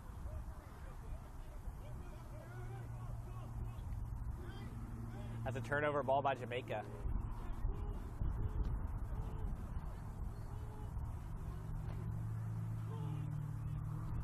Nice bit of defensive work, but an unfortunate kick is straight down the throat of the fullback.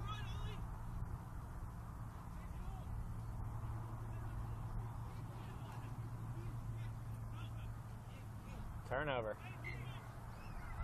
So they're going to go back to the knock. It's going to be scrum to Jamaica.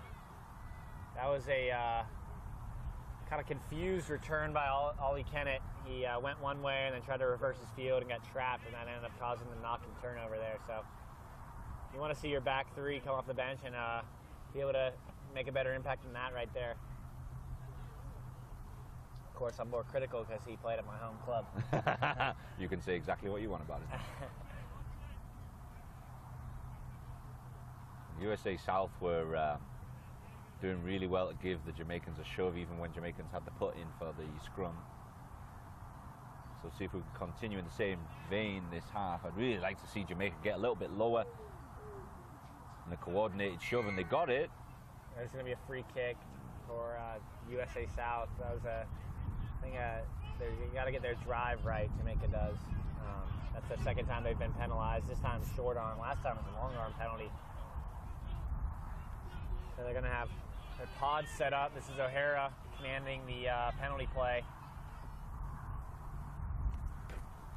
And Jamaica defensively just not eating up that defensive yardage. They're just giving it up. They've given 10 yards away just by simply not attacking in defense. And that looks like another USA try. Looked like a try, but we're going to see what that has. Suspicion of a knock-on, possibly.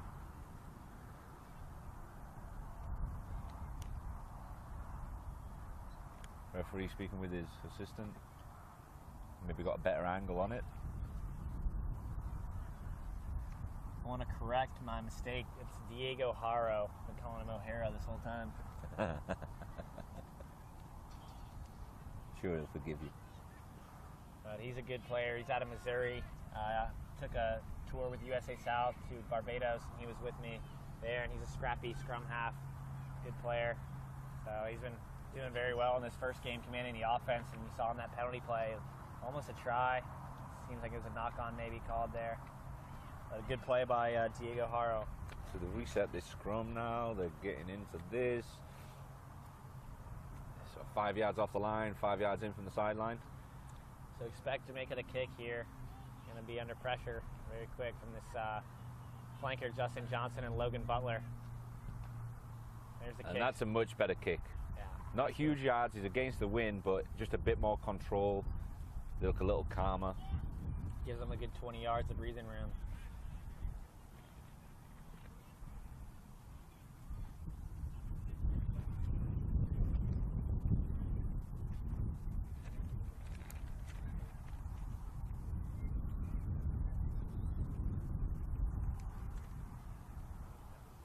So we got George Sharp at hooker. He's replaced Cameron Tibbetts. He's both those players are from Arkansas State. Great line out throw. The suspicion of being able to throw in it at an angle at those line out throws is, the wind's quite strong, deceptively strong actually. I always have a lot of respect for hookers that can throw that ball straight. It's not an easy job. No doubt. And there's a kick. Let's see what Ollie Kennett can do this time. A great step on the outside. Another one too. And there's the offload. Nice draw. He got hit pretty hard there, but he might have set up a try. That's Zach Rodemaker down the sideline. I was speaking with Zach's dad this afternoon. Told me a couple of funny stories about Zach, which if I get an interview with him later, maybe we'll bring those stories up. Gotta get a try first. Uh-huh.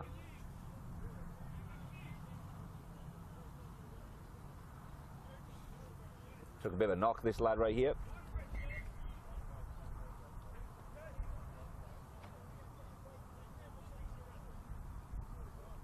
So Ollie Kennett, fullback, was able to shake two men there, break it down the near sideline, and set up Zach for a long run. But he got hit hard, so he got checked out for the trainer, but it was only for a second. He's all right. It's nice to see a lad step inside, then step out, just draw them in, step out, draw them in, step out, and then have the wherewithal to again draw another player inside and then release the winger on the edge of the line. It's great stuff to see, and obviously his coaches are doing a great job of explaining how to play this game, and these young lads have proven to be quite a formidable team again this year. Another good kick by Shea O'Hanlon. This is going to be a line out from 7 meters out. So in the past, USA South has been mauling, but not this game. I haven't seen it once. I've noticed it. Yeah, like traditionally they've always had they've always had that up their sleeve, but they don't seem to be using it. Let's see if they. I know a couple of the guys in there do. I know Jack. He's very accustomed to playing in the playing a maul. They've got Max Dacey out of Virginia, and he's 6'7". So we need to be using that height, right? Yeah. Back ball again. It's to Justin Johnson out of Life. A great catch. They kind of drive him forward, a little bit of a maul. That's your boy Joaquin again. Jack Frakes.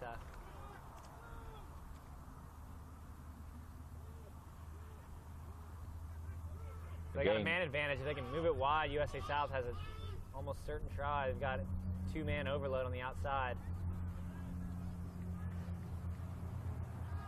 Might be try-line fever right now. And a penalty to USA, waiting on the call. Offsides. So a little bit of lack of urgency amongst the Jamaican guys. Their heads might be dropping. They haven't managed to get any progress, unfortunately. And I know there's some talent in there, but they're just not getting a chance to have ball in hand. And it's no fun just defending and defending all day. But you've got to do the grunt work first before you can get the ball in hand, right? Exactly. So the captain, Shea O'Hanlon's going to make the call to kick for posts. He's going to try to take 3 points right here and just extend that lead.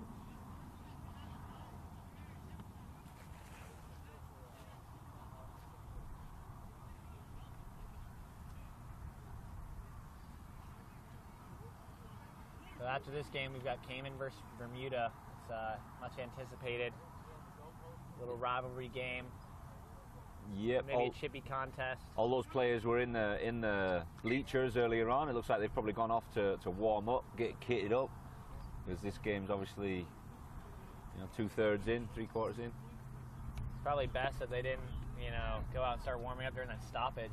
We had to pause for about 30 minutes, and it's too hot to be warming up for an hour and a half. Look forward to getting some updates about the young Jamaican kid that had to be taken to the hospital earlier.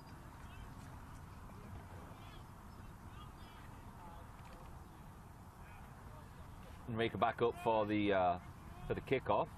Let's see if they can find a chink in the armor.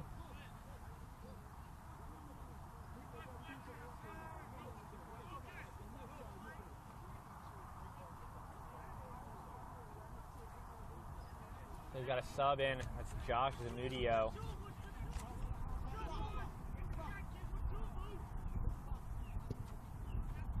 The front rower.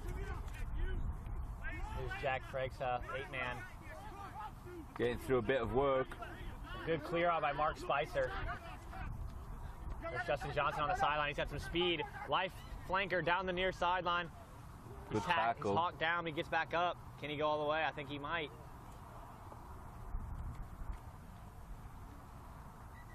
And they're going to go to the assistant ref. I think they're going to call this a try. That was about a 50-plus yard run by Justin Johnson. And there wasn't a lot of space down this near side. They were really talking about a yard or two, but he managed to make it happen. Justin Covering Johnson. tackle from number 15 Jamaica was decent, but And he gets to try. That's one of the players Coach Mark told us to watch out for. I asked him, what new guys we should keep our eye on. Justin Johnson was one of them. He had about a 50-yard run, and he's been working all game with the line-out catch down in the 5-yard line earlier. So it's a good statistical game by Justin Johnson so far, and they still got 24 minutes to go. yeah, I like the spread of the back row forwards for USA. It's refreshing to see teams in the USA actually using their back row forwards in the back line. Something you don't see often. And that was something I asked Coach Mark, where's your team's strength this year? Where's the impact going to come from? And he said back row right off the bat, pretty quickly. And that's Logan Butler at flanker, Justin Johnson at the other flank, and Jack Fregsa, your boy out of Okapi, right? Correct, yeah. And they've been playing really well this game, and they answered the bell. Just big athletic guys that can move. They like to tackle. They're aggressive.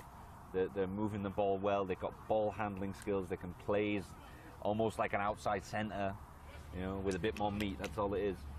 So then you're going to find mismatches, because traditionally, if you find you have a back row forward coming up against an outside center or a winger, those wingers are usually smaller. Yeah. So there's going to be mismatches, and if they can find that, that's why they're racking up these points. At this point, 37-0.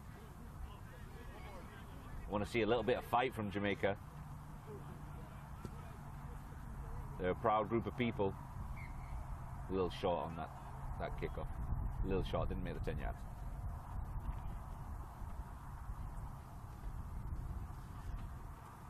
You definitely see a conditioning advantage here. You see South moving quickly to the scrum while Jamaica somewhat meanders their way over there. A little bit of ball watching.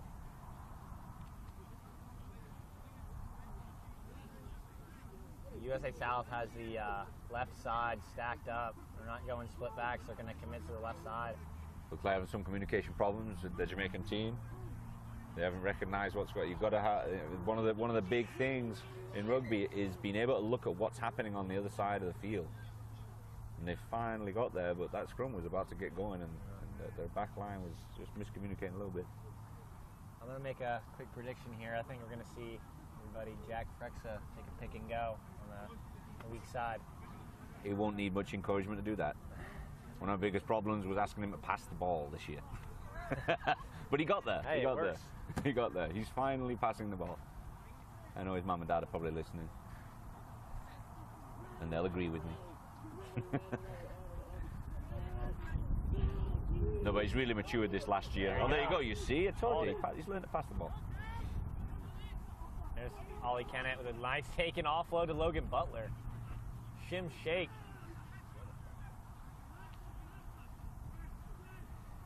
Unfortunate. Unlucky. Knock on by Shea O'Hanlon. Play doesn't stop. Yeah, he had the left side man advantage, and he knocked it on there. Mistake from the captain, Shea O'Hanlon. Diego Harrow, scrum half. I'm impressed. I like it. It's a quick recycle every time, and that's what's putting Jamaica on the back foot consistently. He doesn't hesitate. He doesn't, spend too much time thinking about which direction to go. He just goes, Yep. and it makes I think he's got a bright future. I see him playing bigger stages than this down the road. He's a scrappy little player and doesn't take much thinking, like he said. It's kind of instinctual player. Jamaica's day just got bad, went from bad to worse. Got a yellow card there. We've got a penalty kick for USA South. Not sure exactly what happened, but got a yellow card. Someone got a slap on the wrists.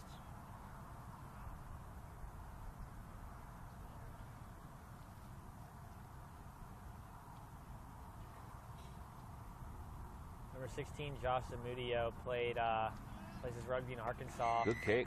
And he made the trip to Orlando 2 years ago, but he didn't make the trip last year. So it's good to see him back and getting some playing time, a lot of playing time in the second half, good 25 minutes. So yeah, that's the beauty of it. You can get guys that maybe played a little bit 1 year, and then they get, as they mature and guys age out. It's just a continuous system where you can bring kids in and expose them more gradually. They might be on the bench. They might be a bench guy first year, get a little bit more the next year, third year, then they're really getting into it.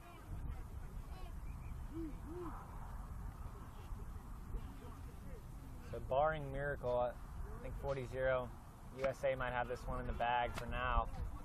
And they might be advancing and playing the winner of our next game, Cayman versus Bermuda. Yeah, that's something for us to talk about. We've got to get through the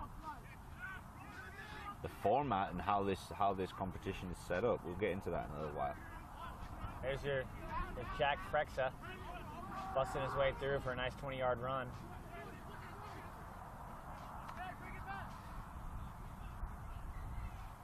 It's kind of getting sloppy out here. The ball's not finding the hands right, and a couple knock-ons.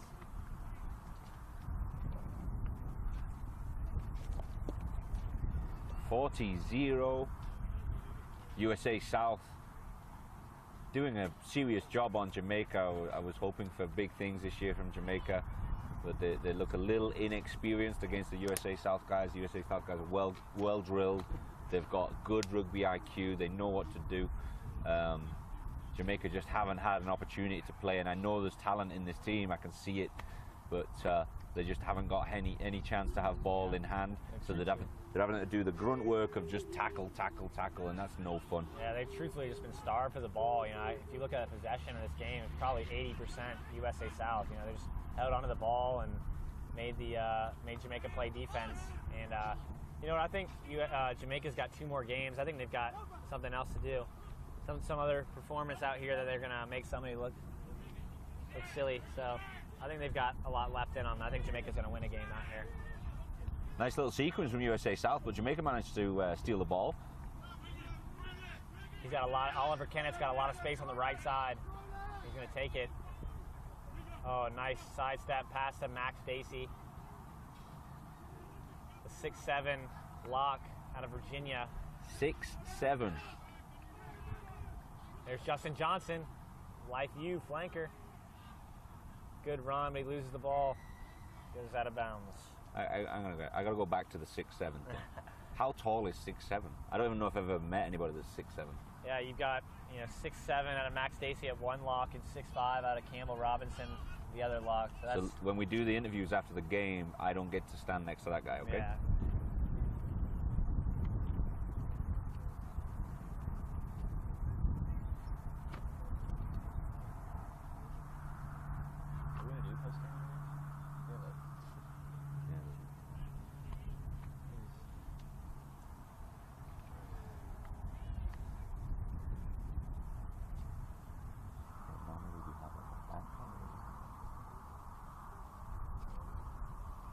And the GoPro doesn't have a long cable, so we can't have. You just go like that. There's nothing. Maybe take some pictures.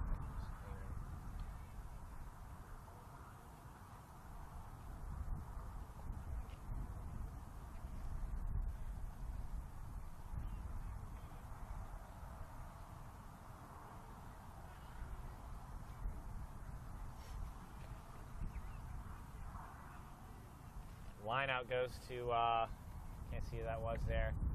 USA wins the line out, but they're going to call free kick to Jamaica, minor infraction on USA South.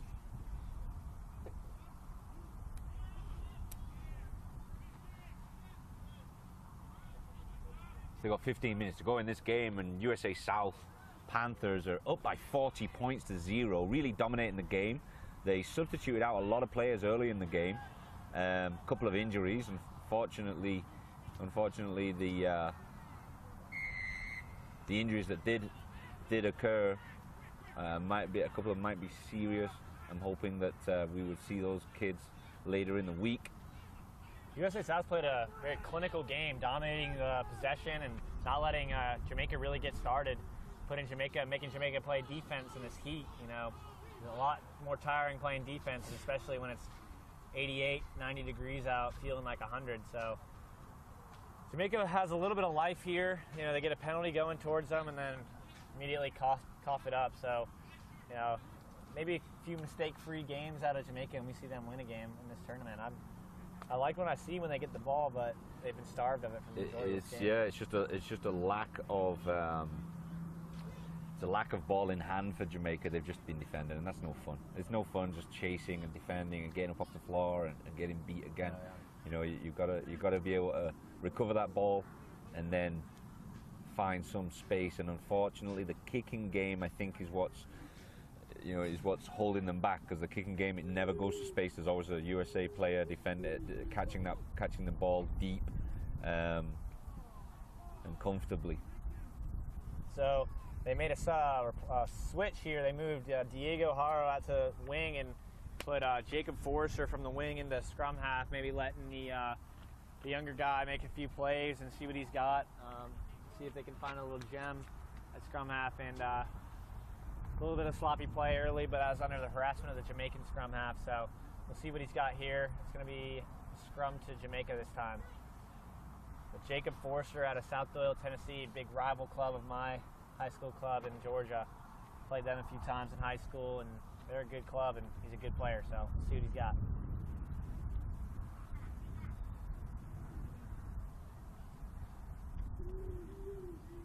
I don't think Jamaica can handle the weight of the USA South team, and they've actually recovered that ball and a hack away.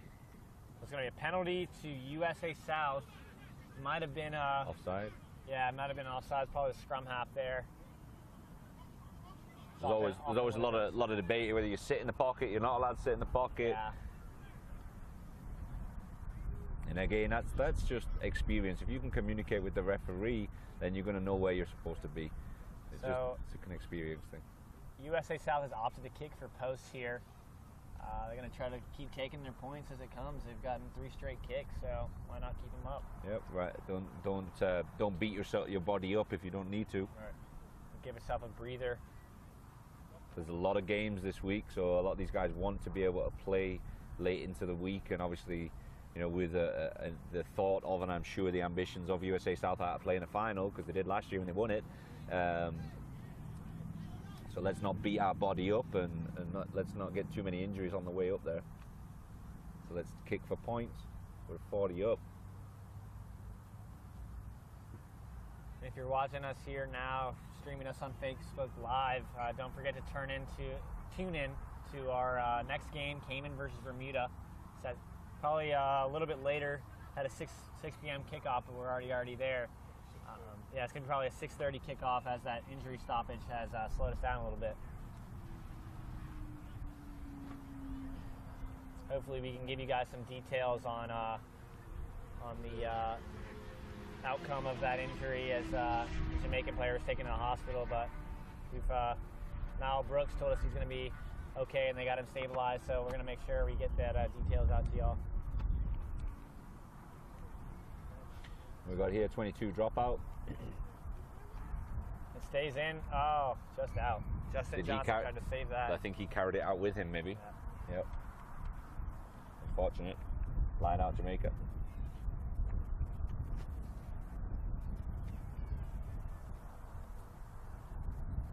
And that breeze is slowly picking up as the sun comes down, so we are no longer boiling our own blood.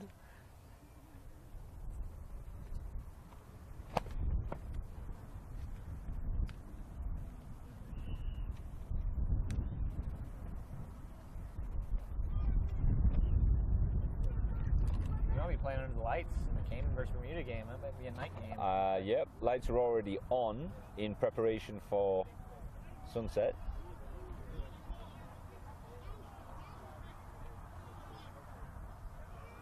Here's flanker Justin Johnson breaking the line. Coach Mark Williams told us to keep our eye out for him. USA South lost that ball. Jamaica look like they've secured it, stabilizing their ruck. And clearing kick, but only as far as the wing. Here's Logan Butler. He's a first-year player for USA South. Strong run to break the line. They've got numbers on the outside. They've got the overlap, but they're not taking advantage of it. Again, it's just quick recycles that's doing the damage. There's no real counter ruck from Jamaica. There's space out there now. That was Gabe Kettering, lock out of Missouri on that last run. He's been on USA South these last 2 years, and he also took a sevens tour to Barbados with us, and he's a big boy. He's about 6'3", 6'4", getting up there close to 300 pounds, looks like. He's a big guy. The hell are we feeding them in the South? Exactly. And we've got a substitution for Jamaica right now.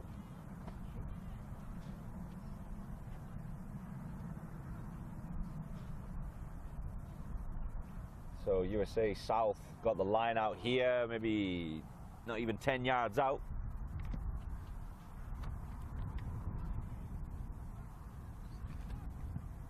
Tomorrow, USA South second side will be playing Mexico, last year's finalist in the championship series, and USA's second side this is their first year here, and they've been a good addition to the team. You know, scrimmaging against the A side, and coaches feel that they have a good chance in this tournament, going pretty far. And that's right time.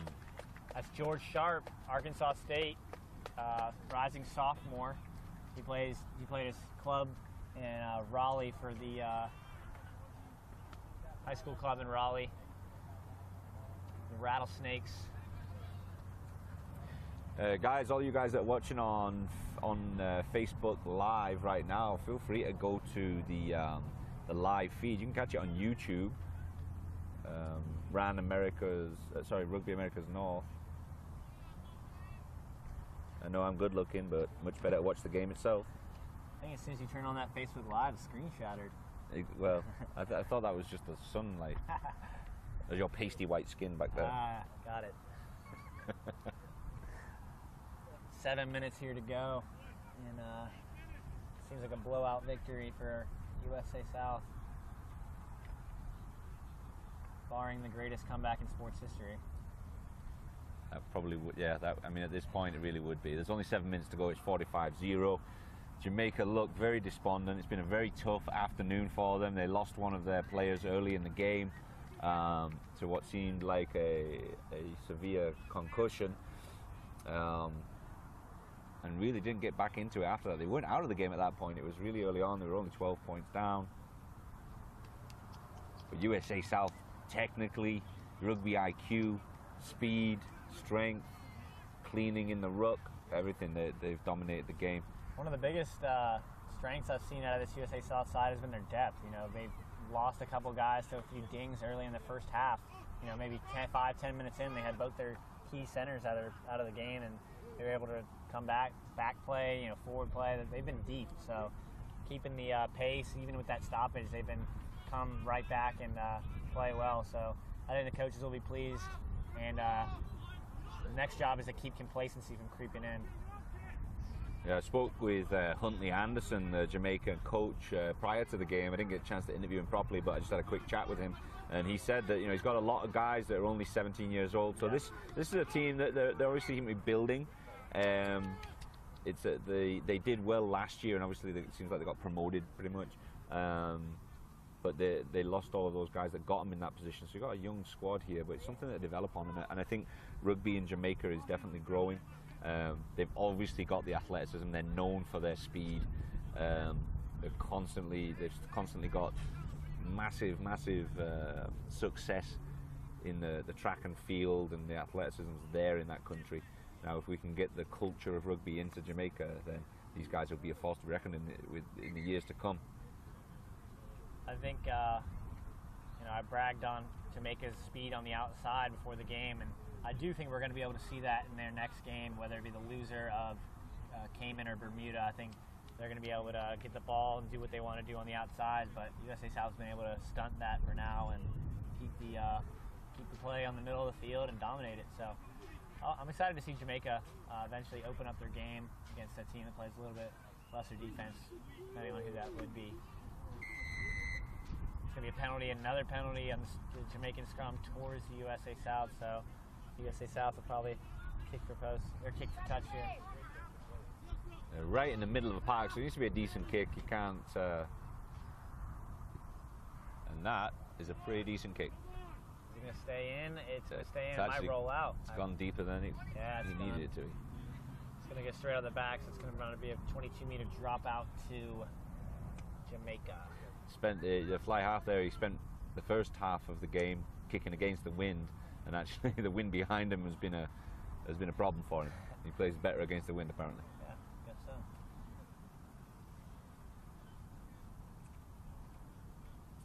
That was something that we saw last year. Shea O'Hanlon, the captain this year, came off the bench. As Coach Mark Williams calls it, an impact player, and he was able to come off the bench and just improve the kicking game right away.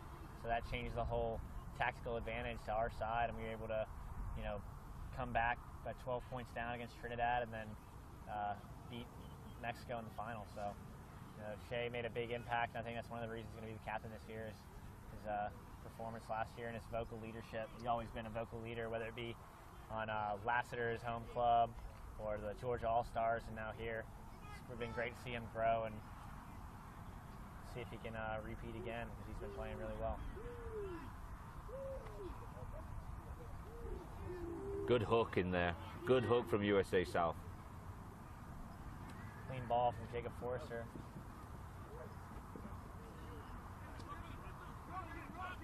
That was Zach Godemaker there again, the winger, making a few guys miss. Really nice step. Very aggressive too in the contact. Justin Johnson to Marcelo.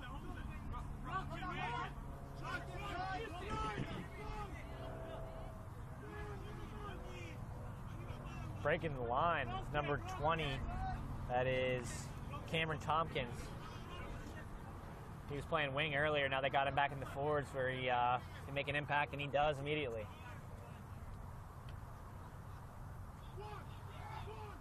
Good clear out by George Sharp. Oh, a big hit from Logan Butler. Don't know if he had hold of the ball at the time, though. That might be a problem. They're going to call the penalty to USA South, I believe. But it was a big hit from Logan Butler. He's been playing flanker, and they moved now to wings. So they're moving the wings to flankers, and the flankers to wings now. Hey, just try something out. You never know what you might find. Yep. That's a sign of a good coach, a coach that can move his pieces around, and maybe that you've got a good backup that you maybe didn't realize before. This is a good opportunity for a coach to play around with what he's got. You're 47 points to 0. There's no reason for you to be just playing what you know. Try something different. See what you can find. You might find a gem hidden in there, a scrum half that can play prop forward. And that was your that was your fullback Oliver Kennett out of Alpharetta, Georgia. They moved him around. They moved him from fullback, and they put him in to kick that ball, and he sure did. He moved him up 30 yards and put him 5 meters away from the touchline. So I'm going to see if USA South finally get to go to the mall. They haven't done it yet. We've got the infamous Mark Patterson sitting right back here. I didn't even know he was there. Get ready for game 2, buddy. I was. The quietest I've ever seen. I felt like a glow from the back of me, and it was his baldy head. Yeah, we better put some lotion on. You get a tan on the complexion. Okay, that's what you get. That's what you get, man. We got about Missed a minute Mike Patterson. left in this contest. 47-0 USA South. They might put another one in right here. This game's wrapping up, ladies and gentlemen. There's just less than a minute left. We've been told Cayman is going to come in and play Bermuda right after that, so stay with us. There's not going to be much break here in action. Does that mean we don't get a potty break? All right, we'll Guess just stay. not. We'll just stay.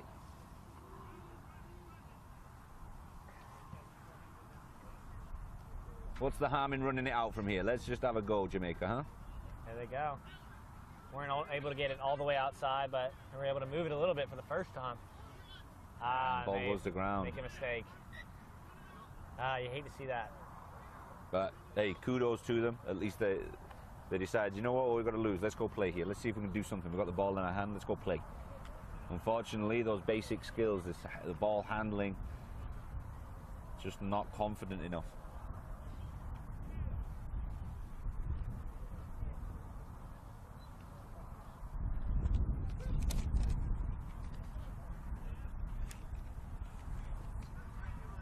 So the replacement scrum half is Jacob Forrester, and he's going to have the put in. They've got almost a completely new back line from the start of this game with moving Diego Haro out to wing and Marcelo to center and Zach from wing to center, flanker to wing. A drop goal attempt is... Was that a drop goal attempt or was that a kick out chip to the wing? Nah, it was a drop goal. He bounced it off the ground. You just threw this guy. You just threw him under the bus. Trying to get a 50-0 lead, and they cough it up. Yeah, Miss Vanessa Williams following us on YouTube. You're right. I think Jamaican guys look a little bit nervous today. I know they've got a lot of talent in that team, but today they haven't performed, unfortunately, and that's going to wrap it up. We kick it out for touch. The ball's gone dead, and the final result is USA South 47, Jamaica 0. Now, I was expecting a USA South performance today, but not such a big performance. Very impressive. Jamaica a little bit overwhelmed by the occasion, possibly. Well, we shall see them later in the week. I know that the next game coming up is going to be pretty soon because there was a delay in this game. So Cayman Islands versus Bermuda is going to be coming up pretty soon. And USA South is going to move on to the next round, and they're going to play the winner of the next game. So don't be surprised if they stick around and watch the first part of Cayman Bermuda and maybe scout out their potential rivals in the next round. And Jamaica is going to be playing the loser of game 2 as they take a loss here. But I expect them to rebound pretty well and maybe shake off the nerves some, like you said, and perform a lot better in the next game. A great game of rugby, guys, and here we are in Vizcaya Park, Miramar, Florida. And first game is underway for the Rugby Americas North competition. That was USA South Panthers beating convincingly Jamaica 47-0. So I'm sure Jamaica have learned a lot from this. They will regroup. Coach Huntley Anderson will take his boys, get them in the shade, and hopefully watch the next game, because there's a good chance they'll be coming up against those players next later in the week. Tuesday and Wednesday, these games will continue for the under-19s. We've got games. We've got another game. Don't leave our live stream. We're gonna have the Cayman Islands playing against Bermuda coming up very soon. Right after these guys have cleared the field. I'm pretty sure the other team's going to be coming. Actually, I see them making their way over right now. So it's going to be a quick turnaround. There was scheduled a half-an-hour turnaround, but it's going to be quick today, just because we had a delay early in that game. Unfortunately, there was a young kid from Jamaica had to be taken away in an ambulance, so there was a bit of a game delay for a collision. So I see the Cayman Islands. The Cayman Islands are making their way to the field. So it looks like they're doing a prayer between the Jamaicans and the USA South combined together, probably praying for that fortunate soul in the hospital right now. And we're going to pray here too, that he's all right. That's a nice thing to see. Very good.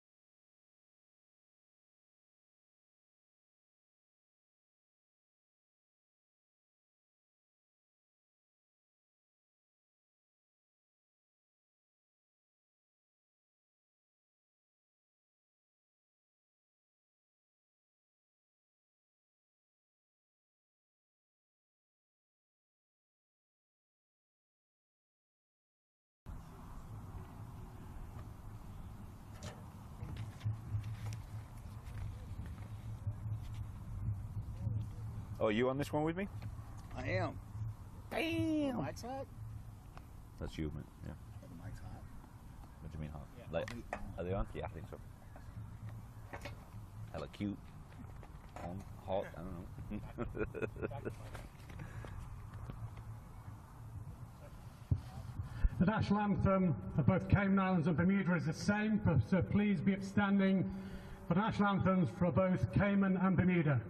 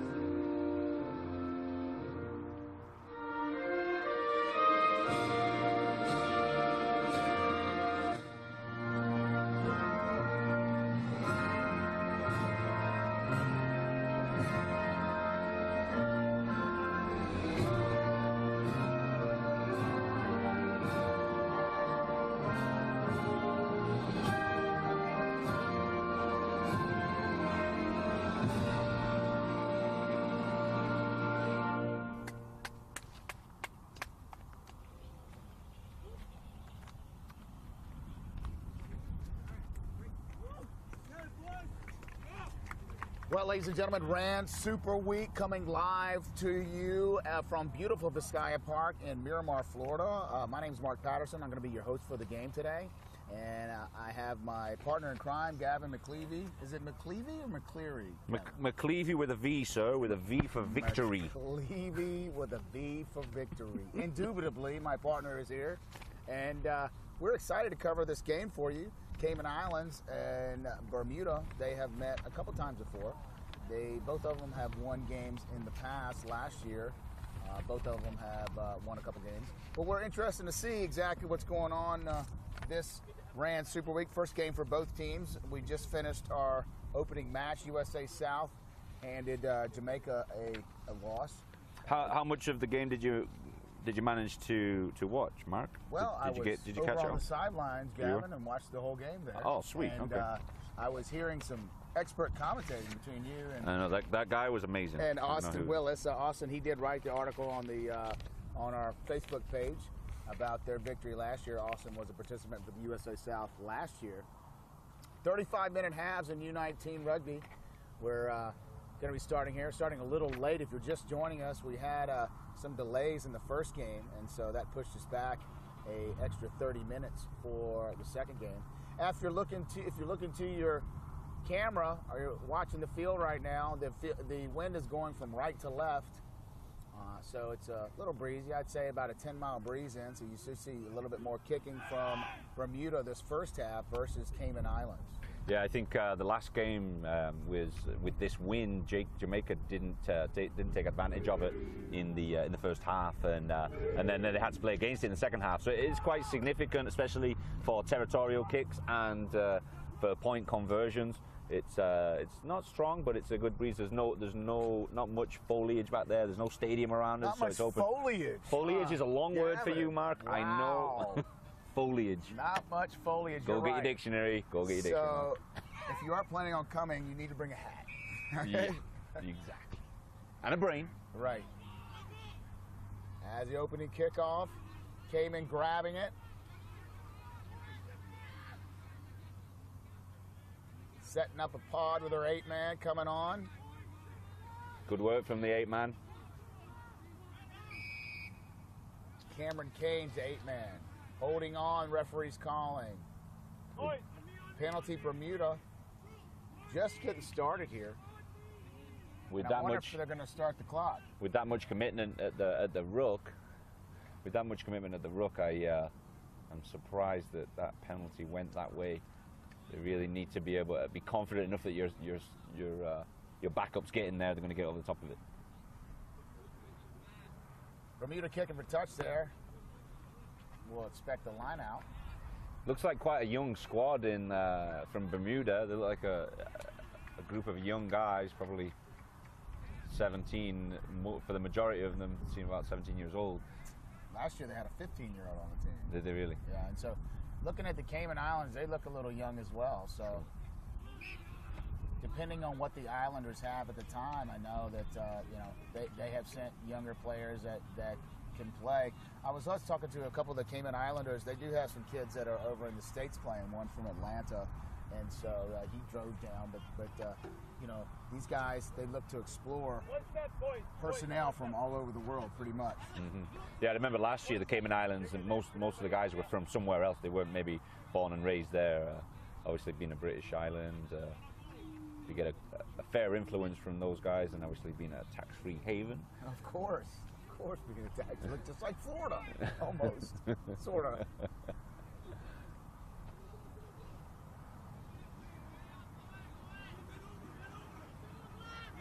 Good recovery by the fullback from the Cayman Islands. A little bit of dropsies to start on. Some of these guys look a little nervous today. Little dropsies it is. Little dropsies. That's right. So knock on by Cayman Islands, Bermuda. Have a nice set piece here.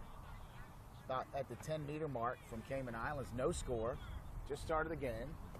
Don't know what time it is because they haven't started the clock on the scoreboard. So about 5 minutes in. Khalil, the referee, is an absolute professional, so I'm sure he's taking care of the clock, and he's on his watch there. Trey Milgate from, let's see, this is, Bermuda. So, excuse me, Ben Crayford, the number 9 for Bermuda.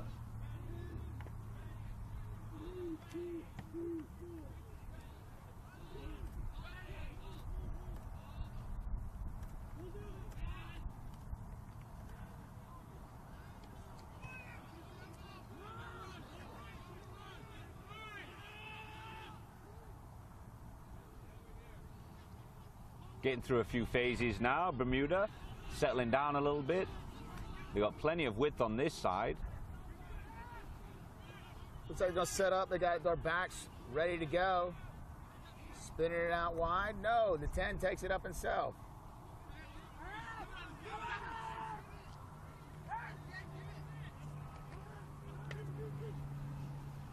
Oh, stepped out. Out of bounds. Bermuda getting a lot of go forward there, spinning it all the way out to their 15.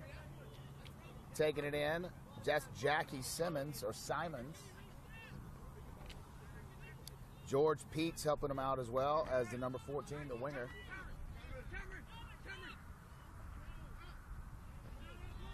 Cayman Islands line out.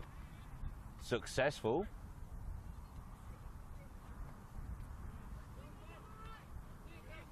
I remember that 8-man from last year. He looks very familiar. And I remember him being very, very good. Dylan Bostock. Uh-huh. That looks like the man. And that has been managed to he kept it in, but Cayman offloading, still having the ball, still backwards. Oh, nope. Referee calling a knock forward. So Gavin and I were commenting on Dylan Bostock, the number 8. He was dominant last year. I remember, Cayman Islands, so it looks like he's back as well. Uh-huh. We just found out from Austin Willis that he goes to Furman University. Oh, you Paladins stick together, don't you? This guy's connected, this Austin guy. Huh? Right. He knows everybody. Definitely. We should keep him around because we don't know anything. Right.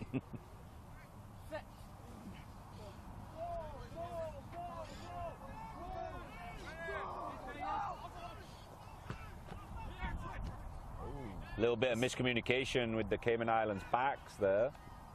But they've managed to fix it, and they found a little bit of space outside. They're still getting around that corner, and they are, and a knock-on by the looks of it. Got some go forward there. Had to recover from that bad pass. Going to be Bermuda throw-in. Line out. Just past the 50-meter. Halfway line. No score. 32 minutes left. Apparently, just started the clock, so it's probably about, what do you say, 25 minutes left in the half. First half, no score. Yeah. And this is the first match for both of these teams in Rand Super Week.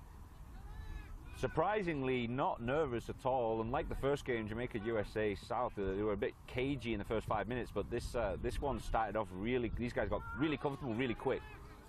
I think you're going to see the level of play is very similar to both of these. It could go either way this game.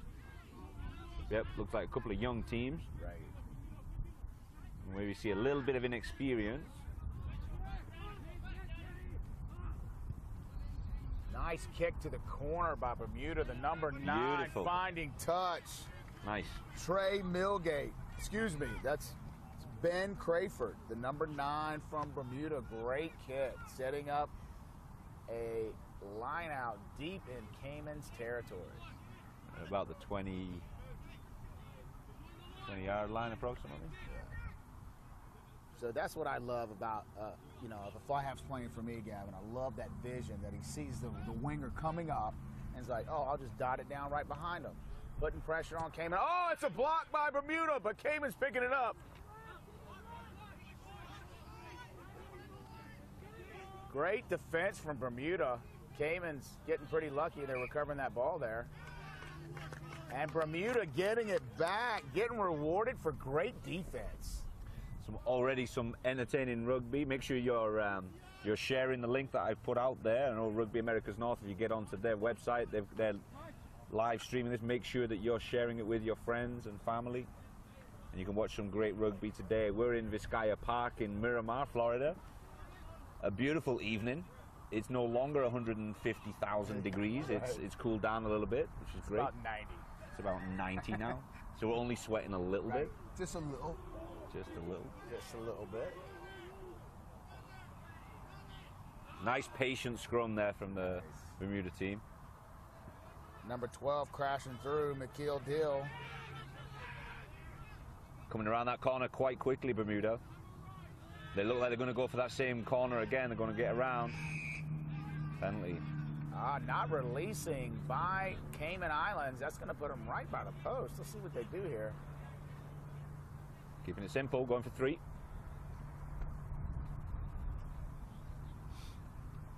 Looks like the number 10, Jamin Hodgkins, is going to attempt the conversion kick or penalty kick.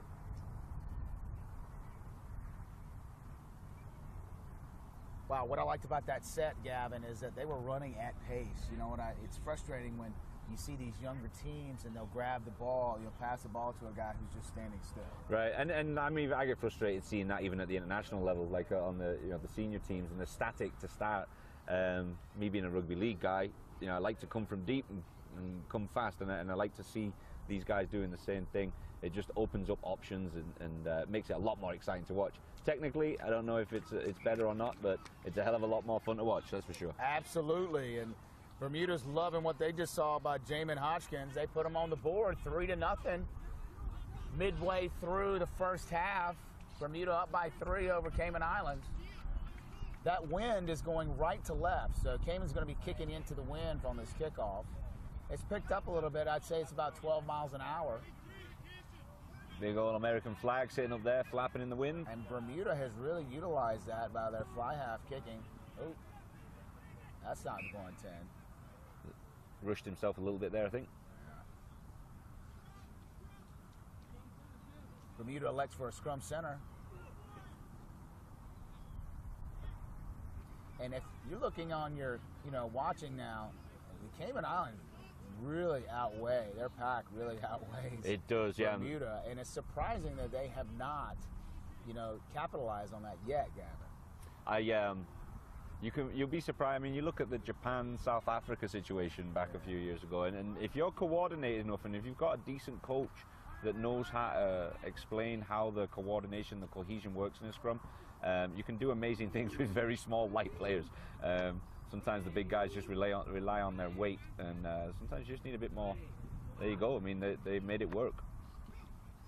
But yeah, there is a big difference in the pack size, that's for sure. Another good kick by the number 10, Jamin Hodgkins. Bermuda doing well. This should be an interesting game, mate. And the lineup. Now the referee's doing something here. I don't know what's going on. Let's see. Talking to his assistant referee.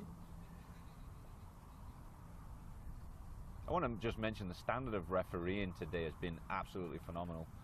We've got a couple of referees here that are very experienced, refereeing high-level international sevens. Especially this assistant referee right here on our sideline, Cisco. Just walked by. Okay. He's got the best haircut in Florida. Yes. No, but genuinely, the standard refereeing's been great today, and Khalil over there, he's you know, done everything in terms of rugby except maybe like the World Cup final. These guys are American referees doing a great job. So apparently the Cayman was called for a not releasing penalty, and so Bermuda's going to kick for touch, and they have a line out right around the 22 meter, just inside the 22 meter, attacking 3-0 Caymans midway through the first half.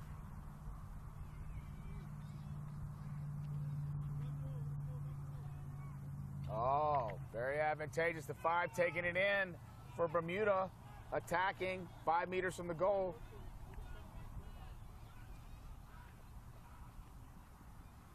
Around the weak sides, getting it farther in. Their backs are fully set up. Oh. Penalty, Bermuda.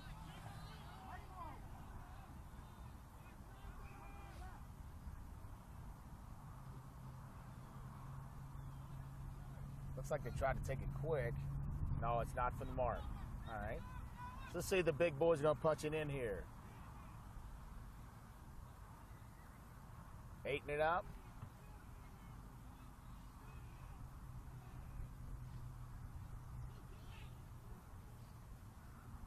Bermuda knocking on the door. Cayman still playing good defense.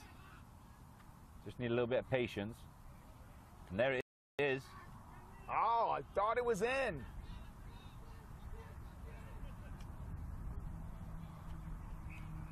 Let's see. Oh, my goodness. Knock on Try by line. Bermuda right on the try line. Try line fever. Got a little bit panic. The patience was good on that top side, but once they saw those sticks so close, and I think they wanted to go over that line. It's a little too quick. Just 1 or 2 more recycles, and then it got over in this corner because nobody from the Cayman Islands was coming around to the other side. They weren't covering. It's frustrating. You know, Gavin and I both coach youth rugby and high school rugby in Florida, and it's very challenging to get them to settle down right at the try line, you know, because they get all excited. Glory hunting. Yes, exactly. Cayman's trying to clear it here. Oh, he's going to run it out.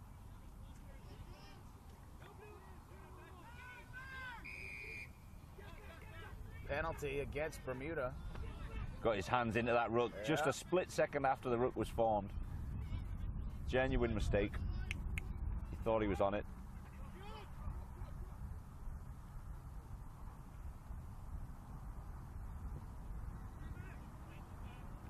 Decent kick into the wind. Give himself another 20 yards, 20, 30. 3-0 Bermuda right now. Later in the first half. This is the first game for both teams at RAN Super Week. You can follow us on Twitter at #RAN, R-A-N Super Week. Rugby America's North Championship will be here all week until the final, which is in Saturday, 7 days from now. Back jumper, taking it out. No, Bermuda oh, nice tackle. Stops that pass. Great job. Great defense by Bermuda. That was Ben Cook, the captain of Bermuda, really getting in quickly to break down that line out.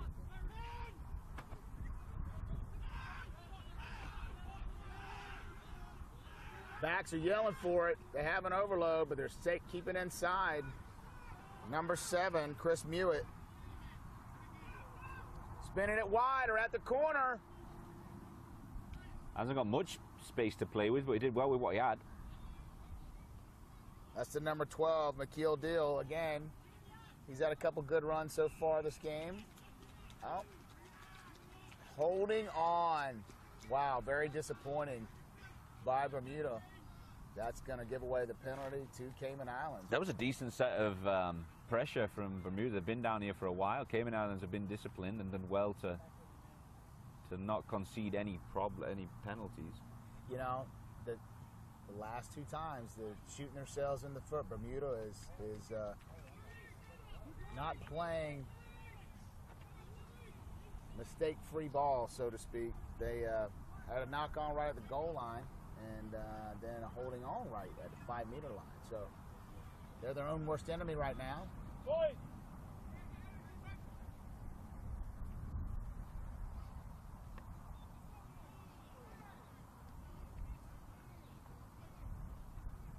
Solid line out. Yeah, absolutely. Taking it up by the 8-man, Dylan Bostock.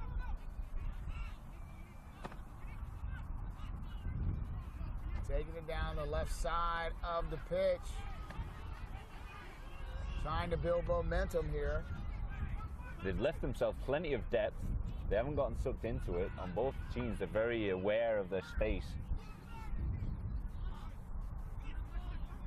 And they've got an overlap here if they can take advantage of it. This lad's gone. 13's taking it to the house. Can he make it all the way? Joshua Boland. No, excuse me. Cayman. That was Cayman. Alex Doyling, 40 meters, breaking a couple tackles for the try, right underneath the posts. Bermuda up by 8 with the conversion to follow. He burned the Cayman Islands He second did. row. Really did, like, just went, stepped inside, stepped outside, and he was gone. You know, the scrum half from Cayman Islands had that box kick, but then nobody came over to cover the strong side of the field for the Cayman Islands, and they paid for it. Should be a relatively simple kick for the young'un.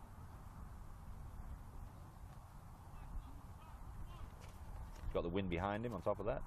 Great individual effort by Alex Doyling to dot it down for the first try of the game.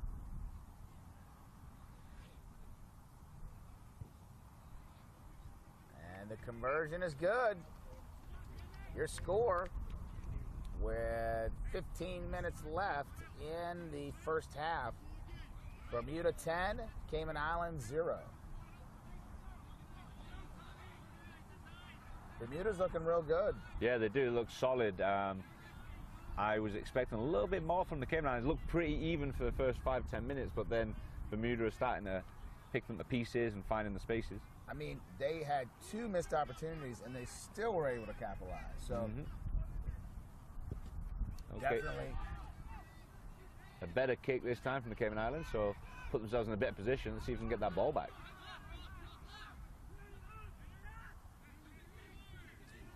Now that's nice. a That's great another run. break by He's gone. Bermuda. She's got a fullback to beat. Oh, nice hooker. chase down. Nice chase down by the hooker. Miguel Dill with a nice 50-meter run.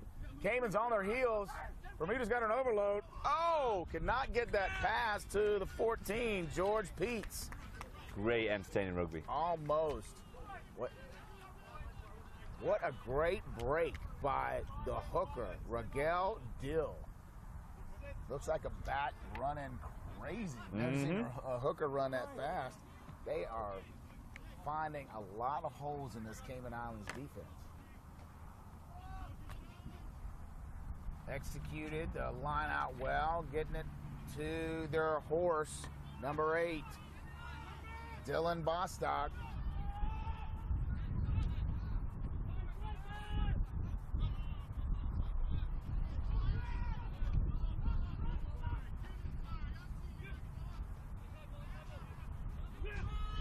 Got a mismatch there with a forward runner against the back.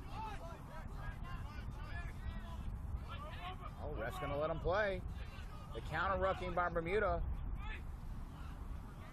Oh, pick and go by Cayman Islands.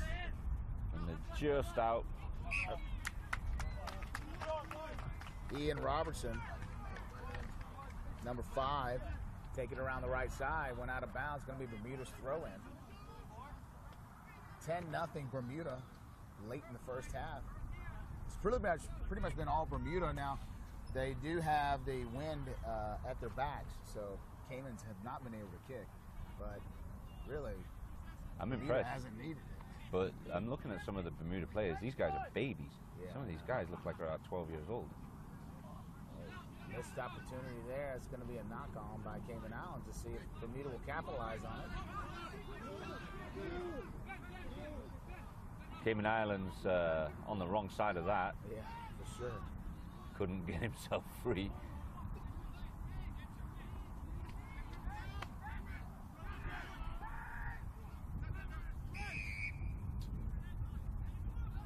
Not rolling away by Cayman Islands. That's going to be a penalty right at midfield. He's been pretty good with the boot today, so we'll just go ahead and set it up for a kick to touch. Nice kick. What a great kick. Great job by the number 10, Jamin Hodgkins. He's really good on the boot this afternoon, pinning Cayman Islands deep in their own territory, and the wind has picked up. Very steady.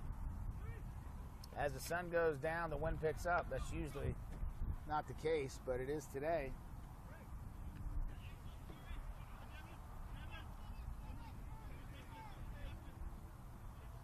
We're live from Vizcaya Park in Miramar, Florida, just north of Miami. Grand Super Week, Rugby America's North, the second year in a row we're having here at Vizcaya Park. Quick ball to number 3, taking it up, stolen the line out, or excuse me, it was their line out. Number 5's pounding, but Cayman's ready for him. Right by the goal line.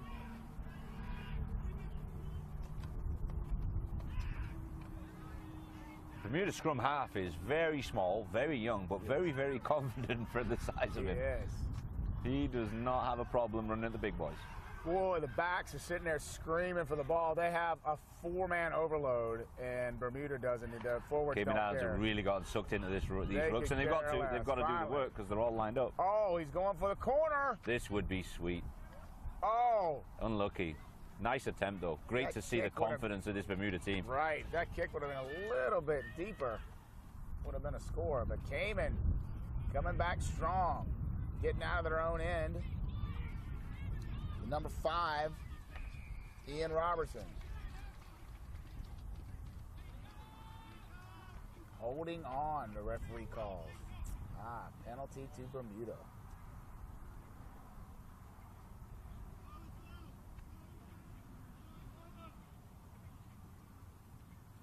Really confident work from the Bermuda halfbacks.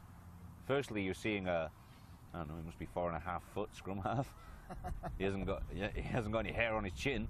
He's not as tall as that ball boy over there.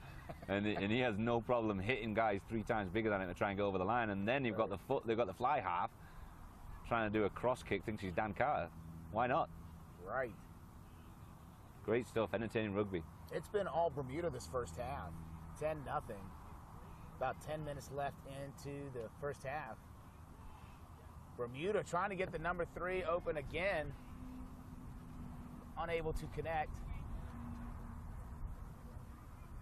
Box kick by the Caymans, but it's going to be very hard with that wind in their face. And that's why Bermuda scored on that box kick from Cayman Islands last time. Take a look at this cross kick. It was a sweet cross kick. Unfortunately, Bermuda wing couldn't latch onto it, but just Right. the inventiveness, I love it. The confidence, great.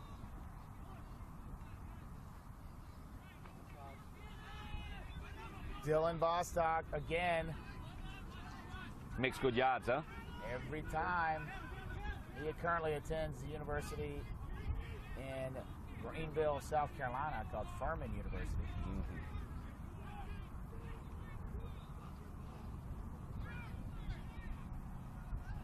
Here comes a kick, Oh, the kick's not going to work going that way. Ooh, it's a knock-on. Well, they and they got it back. advantage here. Nothing, can't do anything about it. All right. Knock on Cayman. I like the idea, but not when they're going against the wind. Right, not against the wind. I mean, he's thinking maybe it'll hang, and maybe not in his own half. And these boys are really lucky playing this afternoon, this later game. It's 6:30, 7 o'clock now. It's not nearly as bad, the heat and the humidity, Exactly. as it was earlier today. It's about the time of the day where I would go sunbathing, Right, exactly. right, meaning I won't burn Right, as much. right, right. Would you be in the pasty category? I Kevin? would place myself in that category, yeah. Okay, all right. Being from the north of England, it's generally grey. Penalty to Cayman Islands.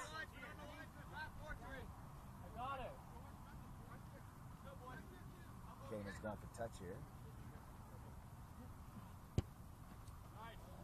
Decent. Find it.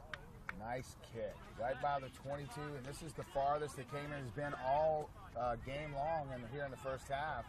10-0 Bermuda. So let's see how Cayman do up here. Let's see how far they can, how much time they can spend in this part, this half of the park. They're really the first time they're really attacking. Yeah, they've been on the back foot the entire time.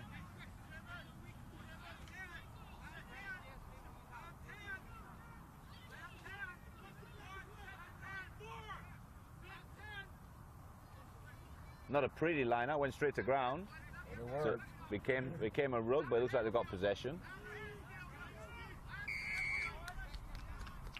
Penalty, not rolling away against Bermuda. Yeah, looks like the Bermuda number 8 got stuck under there somehow, and Cayman Islands took advantage of it.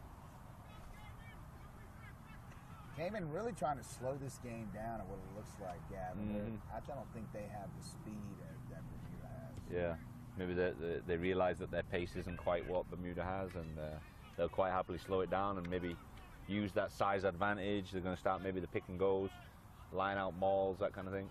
Last year they did the same thing. Cayman really kept it in the pack. They feel that their pack is stronger than is the best component of their game. And let's see if they try to push one in here off the lineup.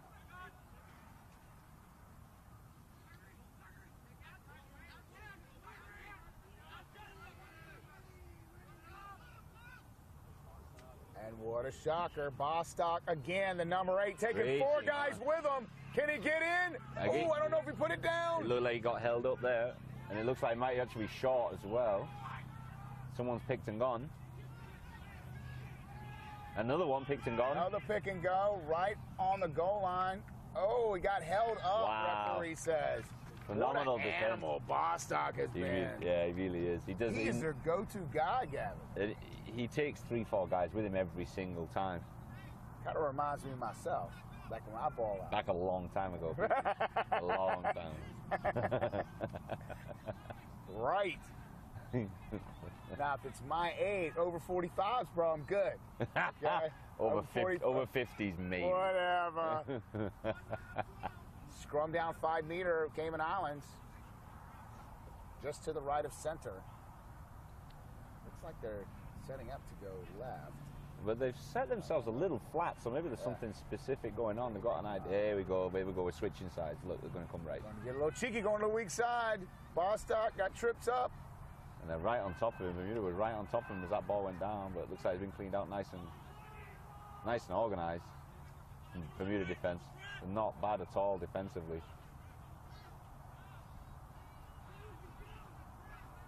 Oh, stolen by Bermuda. There you they go. have some numbers. Oh, and he knocks it on. Unfortunate.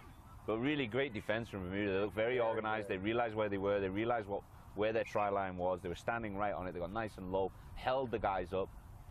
Several occasions they've managed to hold the ball up beyond the try line. Held them up and poached the ball. So we're having a water break now. They're going to have 1 water break per half to hydrate these players.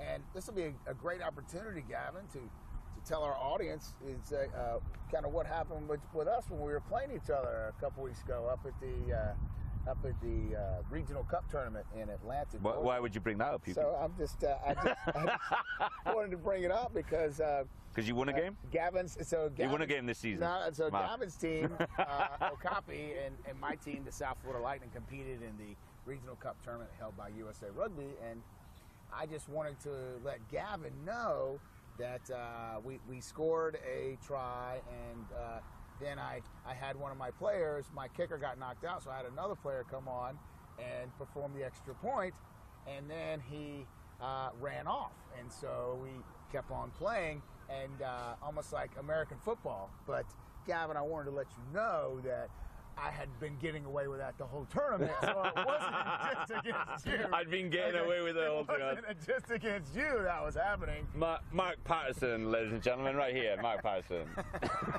I've been getting away with it all tournament, so I figured I'd do it against Gavin too. But in my defense, we show up and they say that the substitutions are going to be one way, and then we get there and they said, no, you can have free subs. So then the finals or the Sunday games, then you could not have free subs. So I was a little unsure of the rules, Gavin. That's what it was. It's all good. It was all fun. It was a great competition, actually. It was a lot of fun. Life University have got a phenomenal setup up there. I mean, literally, it's like a vacation. Hanging out there within their like they got the little valley field, and then they got another one that's up on the hill. It's just beautiful. If you ever get the chance to be in Atlanta and you're a rugby fan, just pass by Life University. It's all built into a forest. The university is great. They've got a great setup. They're a very professional organization, and they set up the RCT, the regional tournament for high school teams, regional high school teams, so state teams and select teams. And it was a great weekend. I enjoyed myself thoroughly. And I think a lot of the kids in South Florida, in Florida in general, we had 3-4 teams went up to that representing Florida, and yeah, it was a great weekend. A lot of exposure for our Florida boys. Bermuda winning this scrum down, trying to get it out of their end. Kudos to the Bermuda patients back there. They've been stuck in their 22 for the last 5 or 6 minutes, and just not giving away penalties. They're working hard. They know what they've got to do to get the ball out of there, but they're not going to force the kick. They're going to do it patiently. I like it. It's impressive, and here it comes. There you go. They've worked hard. They've been patient, disciplined, and now they've put themselves into the Cayman Islands half. Wow. He was behind the 22. That's what I was wondering, if he was going to be able to, if he was behind the 22. Yep. Sure enough, he was. They're not giving away penalties. You're on your own try line. You'd be so tempted at this age, and the lack of experience that lads have, and they want to just dive in and get that ball, and they were patient, they tackled, they looked for the right to ruck at the right time, and then when the time is right, they've got that fly half that's done his job, and now they're on the attack again, and they've finally got the ball back into the Cayman Islands 22. Great work, Bermuda. Impressive. Definitely capitalizing on Cayman's errors, their unforced errors. They have an overload, a big overload. Oh. Knocked forward by Bermuda. And so there I go. I've been talking about how great they are, and then they go and knock the ball. Yes, exactly. I'll just close my mouth. Story of my life. Well, I mean, look at Bermuda. Their defense was very stout, and they held the ball up in the try zone, and now they're knocking on the door again. 4 minutes left in the half. Bermuda up 10-0. Been all Bermuda pretty much this first half. Yeah, it's not easy to have that amount of discipline when you're under pressure there, and now they've found themselves, at least they're up in the other half. They've got a good shove on at the scrum too. Good counter shove from Cayman Islands and a clearing kick. Ooh, right to the winger. Still have a humongous overload if they ever get the ball out.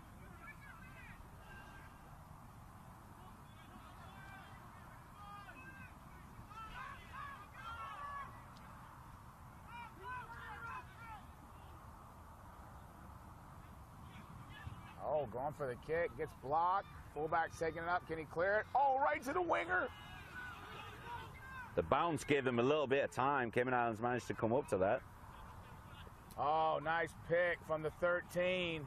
Great pop to the 6. Good job. I like the look of this 13. Wow, that was really nice. Well today. Alex Doyling. The 13 having a great game. He had a breakaway try earlier. And that's going to be a knock-on by Bermuda. So they've had a couple glimpses of greatness, I call it, Gavin. Did pretty well, and then they kind of shoot themselves in the foot. But still, they're way deep in Cayman territory. Yeah, they do well and they find themselves opportunities. They've got a couple of really handy lads. The scrum half is calling my attention a lot. The number 13 as well. They've got a definite talent that, although they seem very young, they've got talent. The lads have been playing rugby for quite some time, and it'd be interesting to see if that size affects them later in the competition. But right now, it's a really nicely, evenly matched game. So these two teams are in the same bracket as USA South. So the winner of this match will play. Excuse me, no, they won't play the USA South. They'll play something. Will they play the USA? Okay. The winners will play. Winner of this match will play the USA South on Tuesday. Our game set for tomorrow.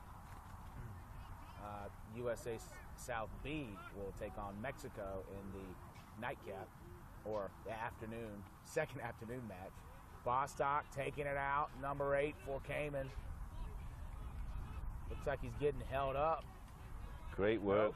Great work from the individual Bermuda guy that's in that ruck on his own, dealing with 4. Prop, Ozzie Mays. I mean, he was dealing with 4 Cayman Island guys at the same time and looked like he was winning the situation too. Great work. Good effort. Is it number 5? Or number 7? Number 1, I thought. Ozzie Mays, but I could be wrong. Regardless, Bermuda, really, it's been all them. The wind has been in their backs, and they have been taking control of this match for sure.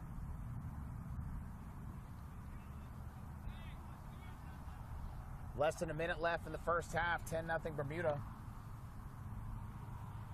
Caymans have a scrum down on their own 5-meter. See if they can clear it and get out of the half. Bostock again.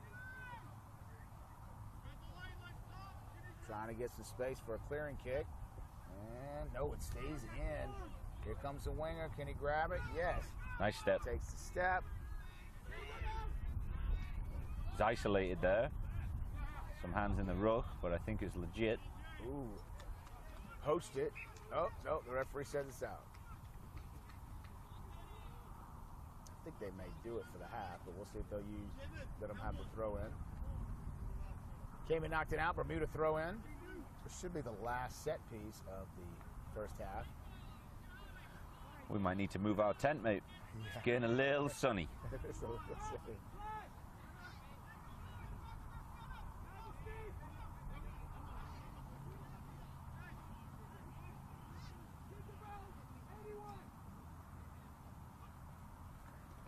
You know you're onto a winner when your play on the line out is Tinkerbell. Yeah, I just heard that too. That was awesome.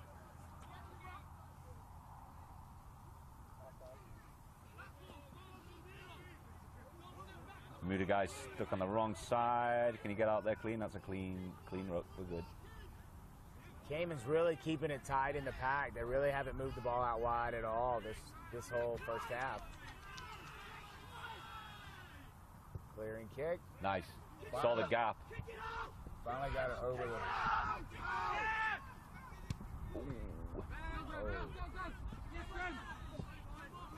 Cayman Islands recovered that ball nicely. Yes. So one of the Bermuda players was telling the other one to kick it out, and he did not get it done. Frankly, I think they should just attack.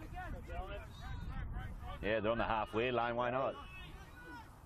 Pick and go by the number 1 of the Caymans, Duncan Petrie.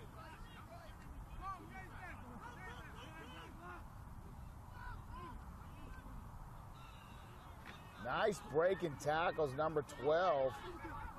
That's Thomas Sperandio.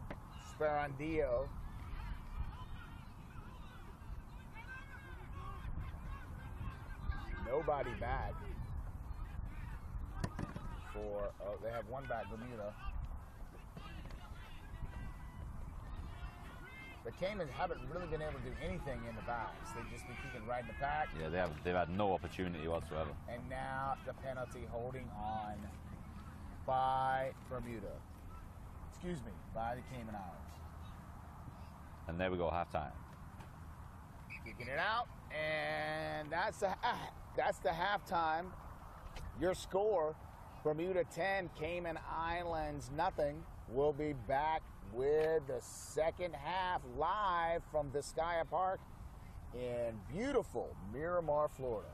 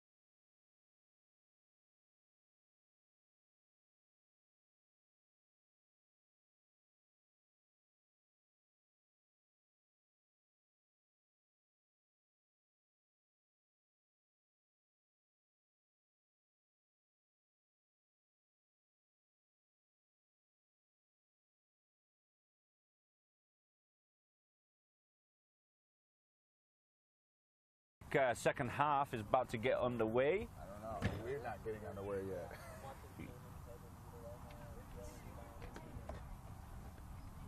Use the sticky tape. And we are off. Start of the second half here against Bermuda and Cayman Islands. Bermuda up 10-0. Just started the second half. Bermuda first half got a fair amount of momentum. Cayman Islands looking to get on the scoreboard. It's only 10-0. It's been a pretty tight game, but there's a certain amount of talent in the Bermuda team that, especially in the kicking department, territorially, they really look comfortable putting the ball into space and putting the Cayman Islands on the back foot and making those wingers and fullbacks turn around and have to do a lot of work to get back into the Bermuda half. Good kick for touch from inside the 22. That puts them just shy of the halfway line. Cayman Island throwing at the line out.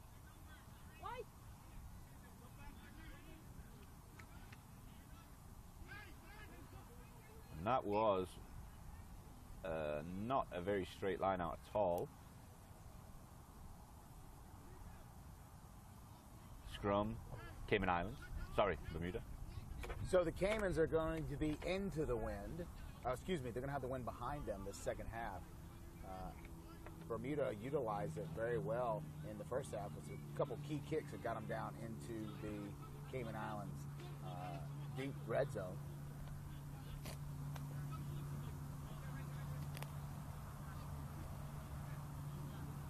This is the first day of RAN Super Week. You can follow us at #RAN Super Week on Twitter. First day, and then next Saturday, 22nd, we'll have the finals. Fly half taking it up. Gets tackled by the 12 from Cayman Islands. Was able to poach it. Number 5, great poach. Ian Robertson from Caymans. The little scrum half from Bermuda played really well in the first half. Looks like he's gone down in a bit of pain, but he's going to have to... Oh, he's bounced himself up. That's usually what happens, your scrum half. Oh, and the pickup, a kick by Bermuda, taking it down. He's Cayman be able to cover. They did get the ball, but a good heads-up play by Bermuda. And now they're going to get the ball for it. This is what I tell my kids. Defense leads to offense. Got to do the grunt work first, right? Got to do the dirty work. See, I don't play in the forwards because the pretty boys play in the backs. Yeah. So you must play in the forwards. You are such an... I'm not allowed to say that. Let's just take a look on my Facebook Live right here. I've got Austin. Like, Austin's what, 20? He just retired from this competition late last year. And he's standing over here like an executive. He is. He's on the phone doing deals. It's very amazing. Executive-y. I get that feeling. Hey. Let's back to the game. Because Bermuda looked really good going forward. And they've got a little bit of space here. Number and that 12. is a really well-worked try, Bermuda.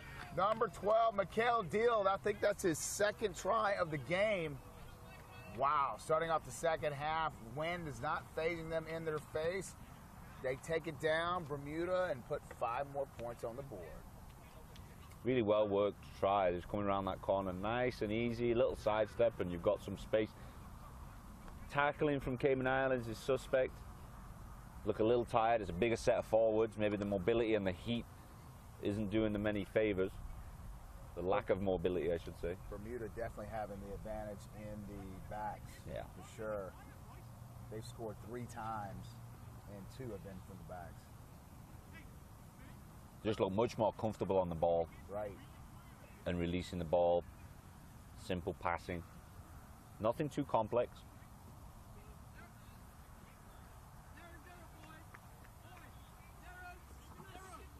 Zach Hutchinson taking his kick for extra points. Not the easiest of angles, but the wind has dropped, so life's looking good for him.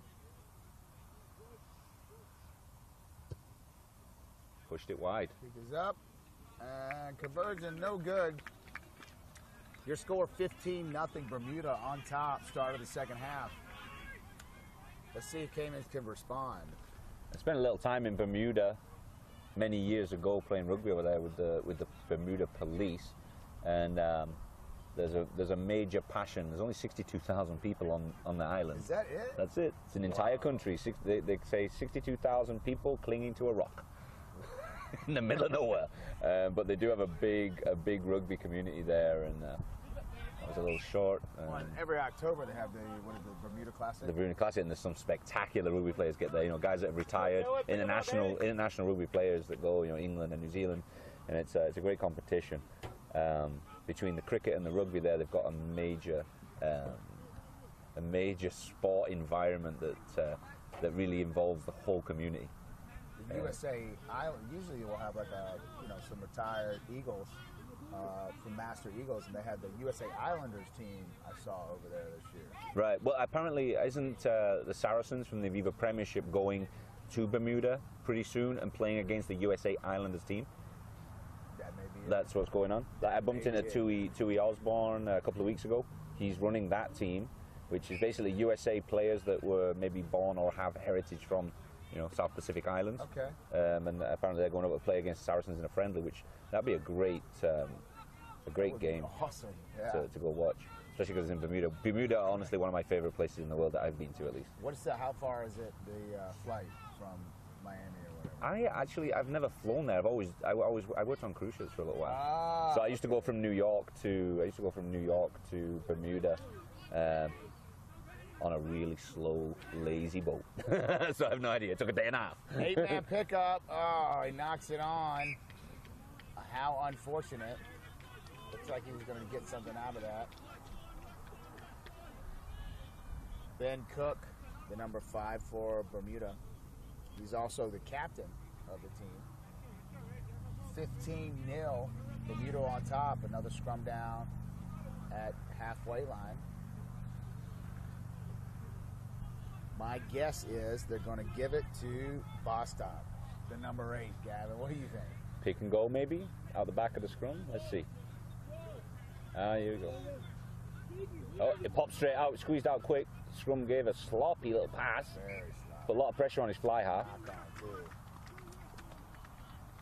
Maybe wasn't expecting that. Wasn't expecting it to squeeze out so quickly.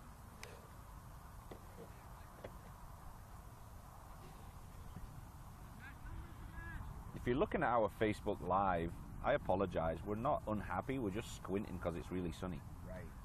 So I try to take my sunglasses off, but no. And put them back on. It covers more of your face. Touche. You're right. Couldn't help myself. Sorry. Right. Exactly.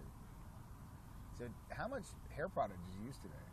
Fair bit. Did you? Yeah. Okay. Quite I a just bit. want to make sure it's dialed in. Yeah. Okay. I don't usually. I just figured I'm on TV Is today. that what it is? That's right. I just figured I was hanging out with you. Right. You had to look your best. Exactly. Competing. Penalty against Cayman Islands. Quick tap and go by Bermuda. Lots of guys offside for Cayman Islands. You've got to pull that one. Surely, referee. Oh. Actually gave it to them. Wow. Apparently not. I guess they were the 10 meters required, and Bermuda has a knock on. So scrum down Cayman Islands. I'm not one to question the referee. Good decision, sir. So when is the BN Sports? When are y'all going to start taping some shows? Actually in talks right now with Super Sevens. Professional for the North American side, the North American. It's not MLR, but the other one, that's the 7-a-side stuff. Yes. That's kind of on the table. We'll see where that goes. That would be nice. That's next summer, right after the World Cup. Maybe it ends up on BN Sports. Maybe it ends up on ESPN, or I don't know. Great clearing kick by Cayman Islands there, putting it back into Bermuda's side. The number 10 did that. Fly half Zach Hutchinson.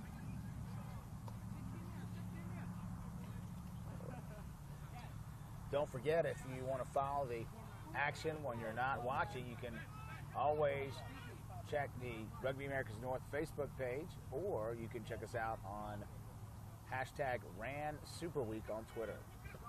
15-0, about 10 minutes into the second half. Bermuda throw in right at their own 10-meter. The jumper looks 12, but I know he's not. Nice clear out by the Cayman Islands here. Very disciplined, the Bermuda lads, huh?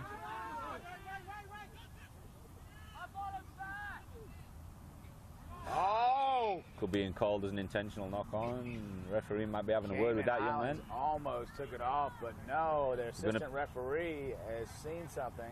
It might be the late hit on the 7, or maybe the scrum half a little bit before that. Could be either one of the two.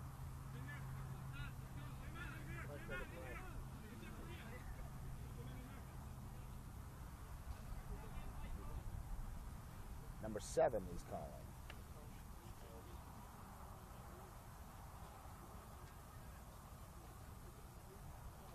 Oh, he's reaching into his pocket. Uh-oh.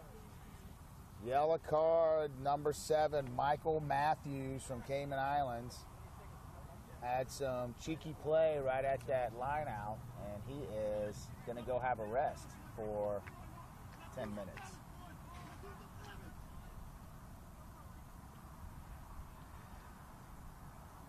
Number 7 making his way to the bad boys box. Right? The Triple B. The Bad Boys box. I heard you spent a lot of time there, Mark, in your days. Bad Boys for life. You know? Yeah, yes. You're about as gangster as my left little toe. That's Bad Boys or Bad Boys 2. That didn't go out. That's tight. Oh, he's managed to keep it in. Knocked it on. Oh, and Bermuda just grabs it right out of the air. Oh, no, the touch judge. Gave him a gift. Assistant referee not giving them the benefit of the doubt. Boo. I like that. That's perfect. He's going to hang that. Trying to hang our monitor somewhere. That's not going to happen. Why don't you just hold it up for the whole time? Why not just hold it right? Or I could just look. He could just actually look outside. Right, look right in front of you. 15-0, Bermuda. They are attacking.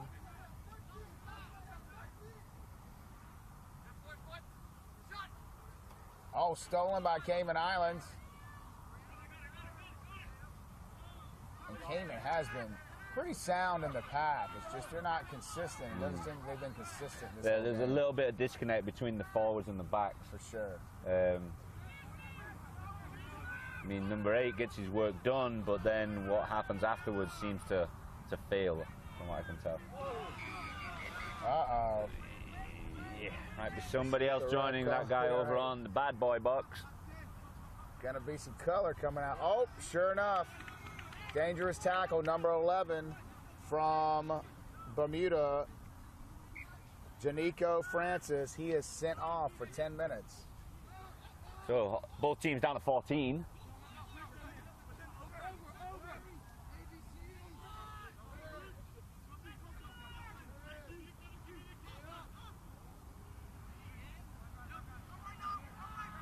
Cayman's just content and bringing it up with the pack.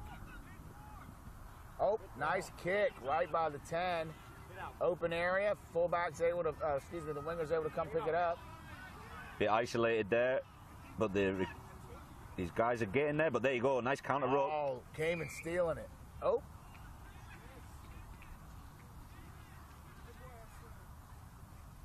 Apparently not legal, and a high tackle's called by the referee against Cayman Islands.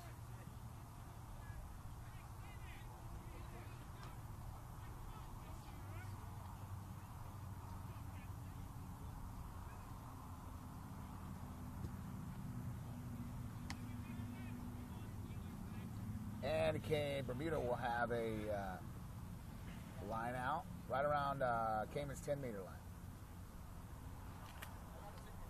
15 minutes into the second half, Bermuda is up 15-0.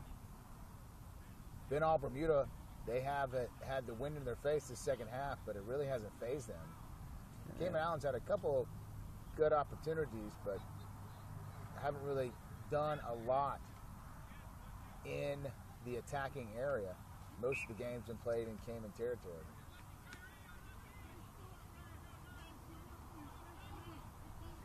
For 60,000 people, that's Bermuda.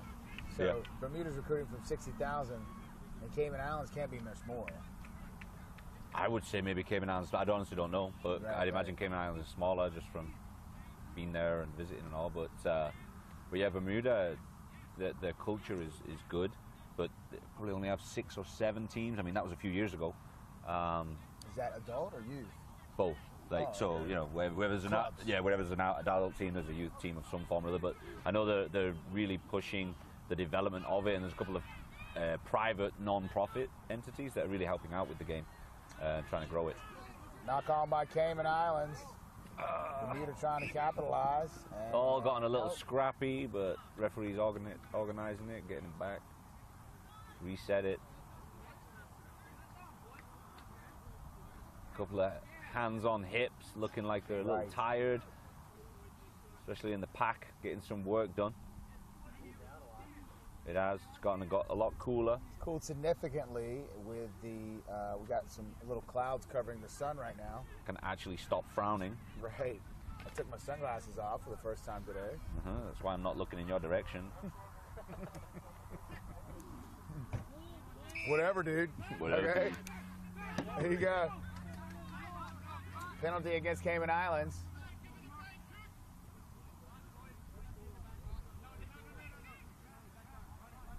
Oh, they're going to run it instead of kicking for touch. Feel they have advantage out wide. Nice. Really good work out the back there. And they do have the advantage in speed for sure. Just look much more comfortable carrying the ball out wide, Right. and when it's time to get rid of the ball, they do it smooth.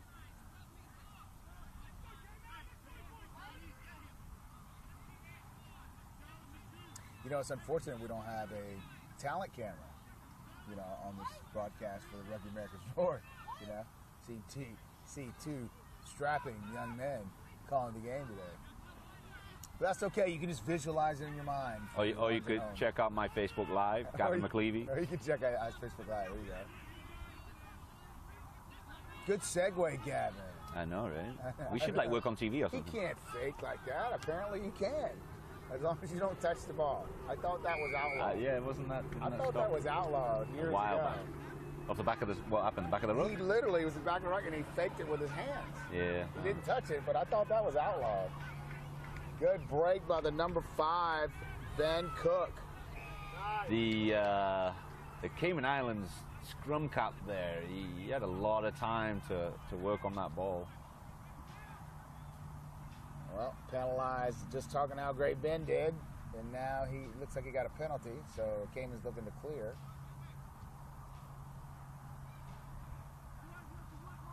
Just got a message from a gentleman called Stuart, and I believe he is a former coach of the Cayman Islands. 55,000 is the population of the Cayman Islands. All right. Well, you were pretty darn close at 60. Right. All right.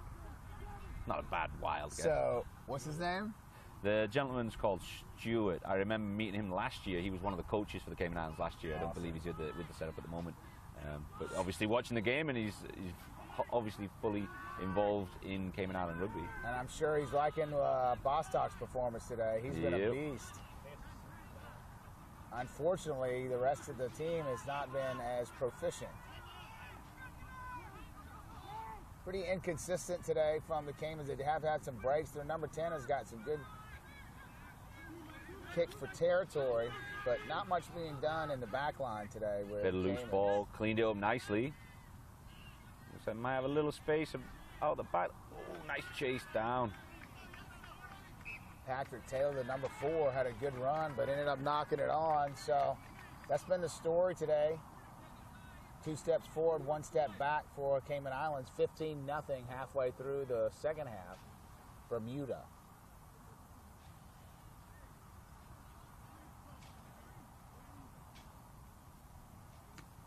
Wow, I hope it's going to be this temperature tomorrow when the... Yeah, it'll be this temperature at 12 o'clock tomorrow, Fuki.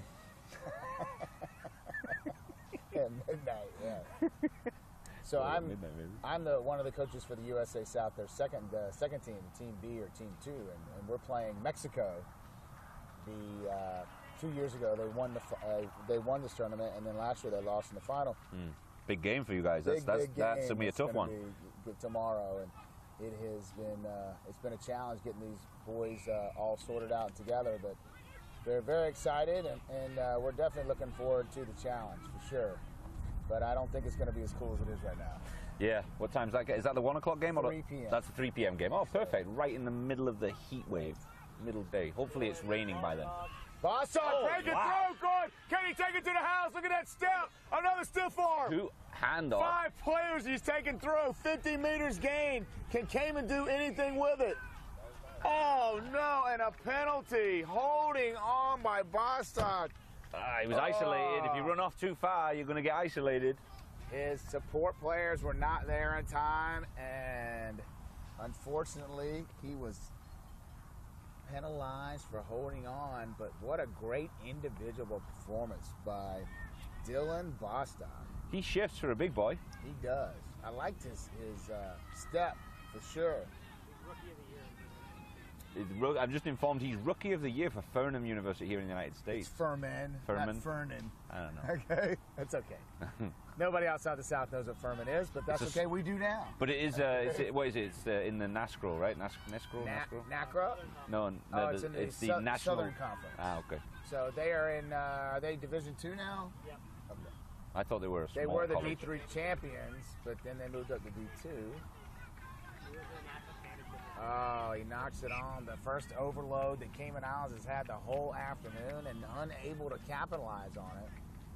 Going to be a scrum down to Bermuda. 15-0. About 12 minutes left to go in the game. That is total speculation because There's no the clock. timer's not working. It was working well before. What It happened? was.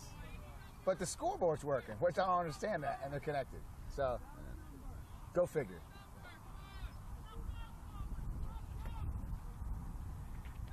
We're live here in Vizcaya Park from Miramar, Florida, just north of Miami. Rugby America's North Super Week, ran Super Week. We're going to have some women's 10s for you on Thursday and Friday, and that's always a great show. I'm really looking forward to the Sweetie Pie sisters from the Trinidad and Tobago to come. They're about 6 feet and just really, really hard to bring down. Yeah, they were entertaining last year. For sure. All right, Cayman Islands getting a penalty here. They're going to go for points. Pretty much right in front of the post, about 20 meters out.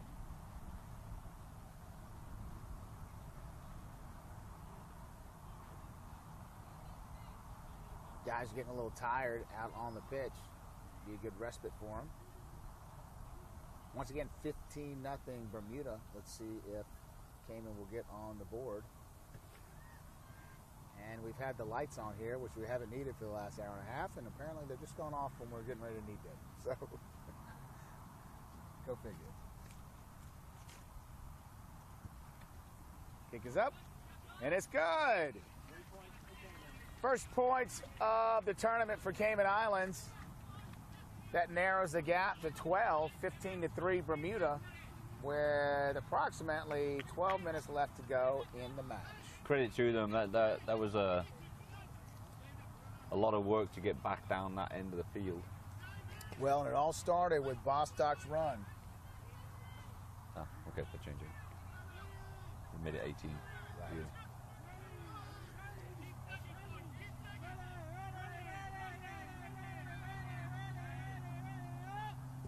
That's an offsides, which, did he call it? Yes, he called the offsides. A little too keen. A little too excited here, wasn't he?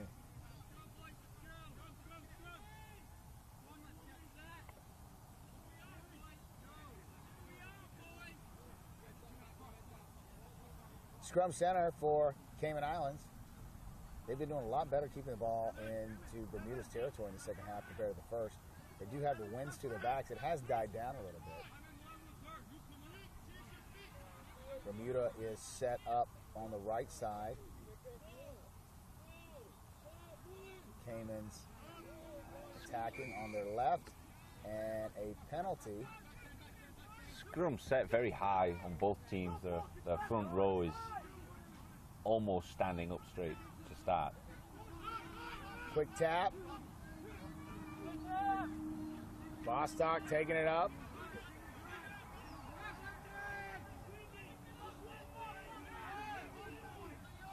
Pick and go. Bermuda's been ready on defense almost every time.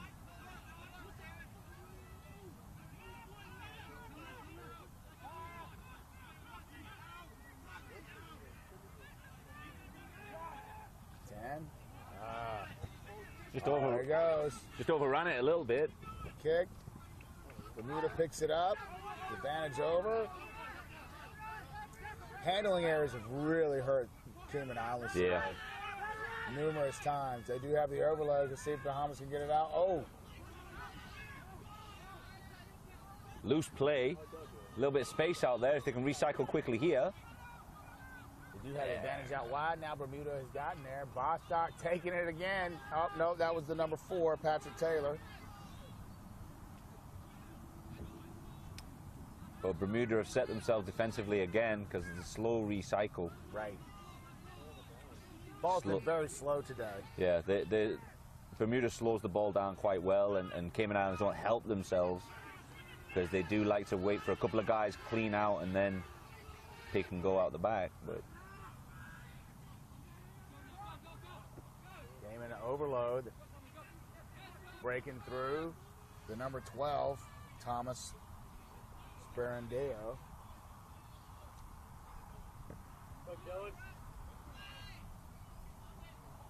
Again, handling errors. But they found a little bit of space. Oh, he knocked it on. Oh, my goodness. They had a great opportunity, and now we have 3 guys down. There's a few tired bodies out there at this point. It looks like cramps. All 3 of them have cramps right now. And this humidity and heat, you know, I've been telling my players they have to drink a ton of water, especially most of them are not from Florida. And you know as well as I do that if you don't have a ton of water before the game, then you're pretty much out of luck to finish it. I got my guys nowadays, I'm telling them if they're playing in the morning, they need to get a gallon before they go to bed. I don't care if they get up and pee twice in the night. That's what they need to do. Boy, if I take a gallon of water, I'd be peeing a lot more than twice a night. But they do that, and then as soon as they wake up, before they have breakfast, another bunch of water. Yeah, for sure. It's got to be done. It's just if you start the game without having a full tank of water, then you're really going to get dehydrated, as we see here with 2 Bermudians, I would say. Bermudians, I'm going with that. Are down.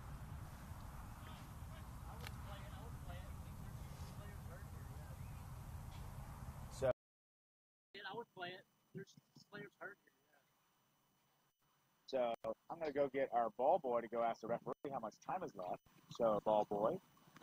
Oh, we got like 4 ball boys now. All right, oh, the one that's my son is lounging around with his feet up right now. Out of all the ball boys you asked me. I did. I see it was too much for you. Yes. Okay. 15-3 Bermuda. A little over 8 minutes left in the game. Let's see if the Caymans can capitalize on, well, they had an opportunity, they knocked it on, so they did not capitalize. That's been the story for them. They've had some opportunities, especially right at the beginning of the game. They had 2 opportunities right by the goal line and ended up having some unforced errors, which turned the ball over. It's actually 15-3. Yeah, 15-3. I'm sure we'll fix the graphics right now. He could, but he said he wants. He could, but he may not. There you go. Oh, nice cut right there. Nice step. Went backwards, the referee said, that bounce ball. Pick and go by Cayman Islands. Right around the 15-meter mark. I don't think they're going to spin it out. I think they're just going to pound it. Ooh, some counter-rucking by Bermuda. Oh! And Bermuda was able to win the scrum. Coming in from the side, the referee's saying. So penalty to Bermuda, and chalk that up to another missed opportunity for Cayman Islands this afternoon.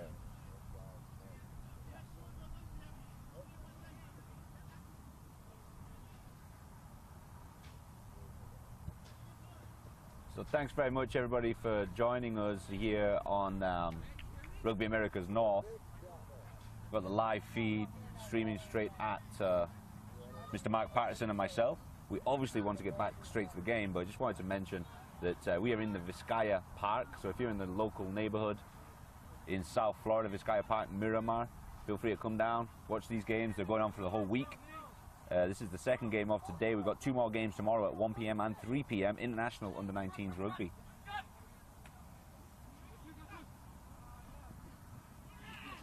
Bermuda went backwards, the referee's saying. Cayman's picking it up, attacking, taking about 5 guys with him. Oh, wow, referee's playing advantage. I figured he would, not playing advantage. I figured he would have played advantage right there. But regardless, Cayman has the scrum down from the knock-on by Bermuda. 6 minutes left in the game. Bermuda 15. Cayman Islands 3. First game of the tournament for both of these teams. USA South knocked off Jamaica earlier today, 47-0. Going off the weak side, Bostock has it. Another stiff arm, pass it to the 9. Good series of play. Let's see if they can keep it clean and take this to the house. That ball's available, but they look like they're going to go with forwards. Back line's all set up, ready to go. Let's see what they're going to do with it here, out of the ruck. Unplayable lie, the referee's calling. No. And it's a scrum down, yes. So his unplayable lie is going to be a scrum down to Cayman Islands. Get them a chance to regroup and see if they can't put a try into the try zone before time runs out. 15-3 Bermuda. Bermuda hanging on, but Caymans are really starting to surge here late in the game.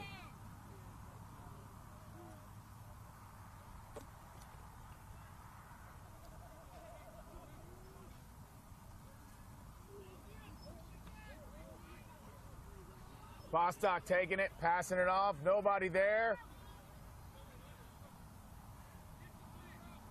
Somehow he regains it, the number 8. Pick and go on about 5 Bermuda players.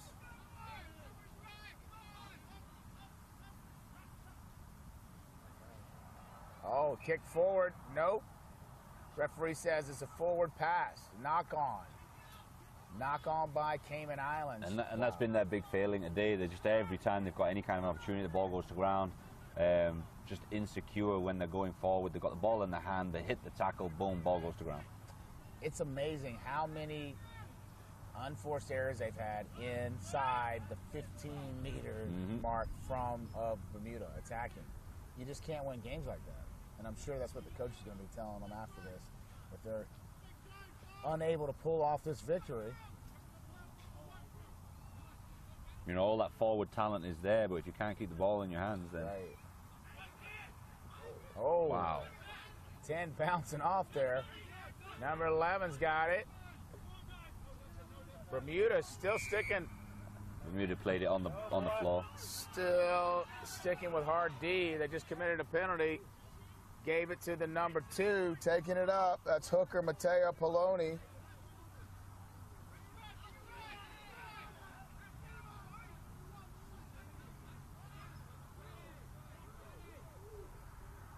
They have numbers wide.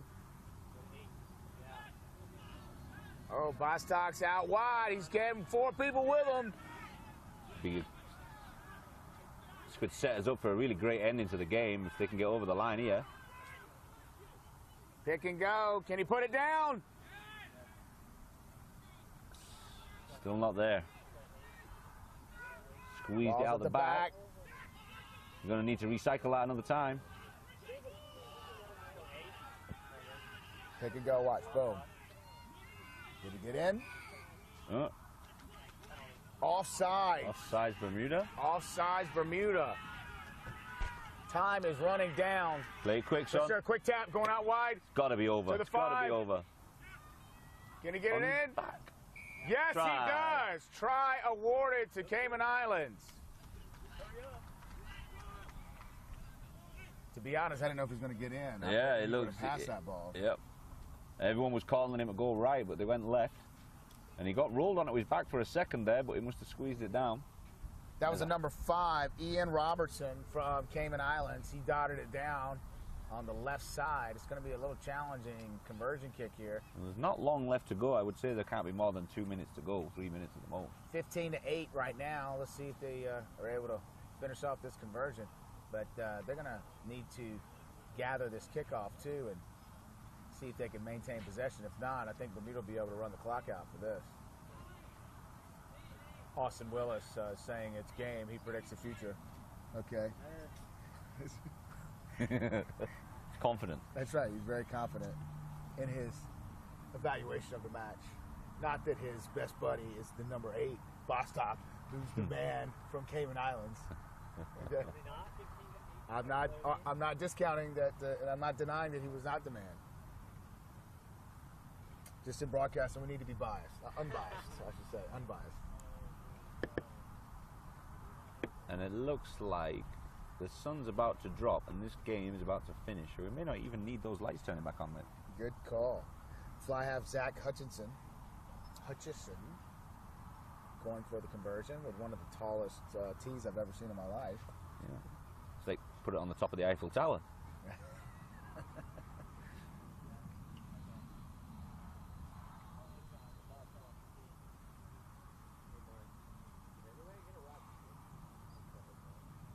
Where you went?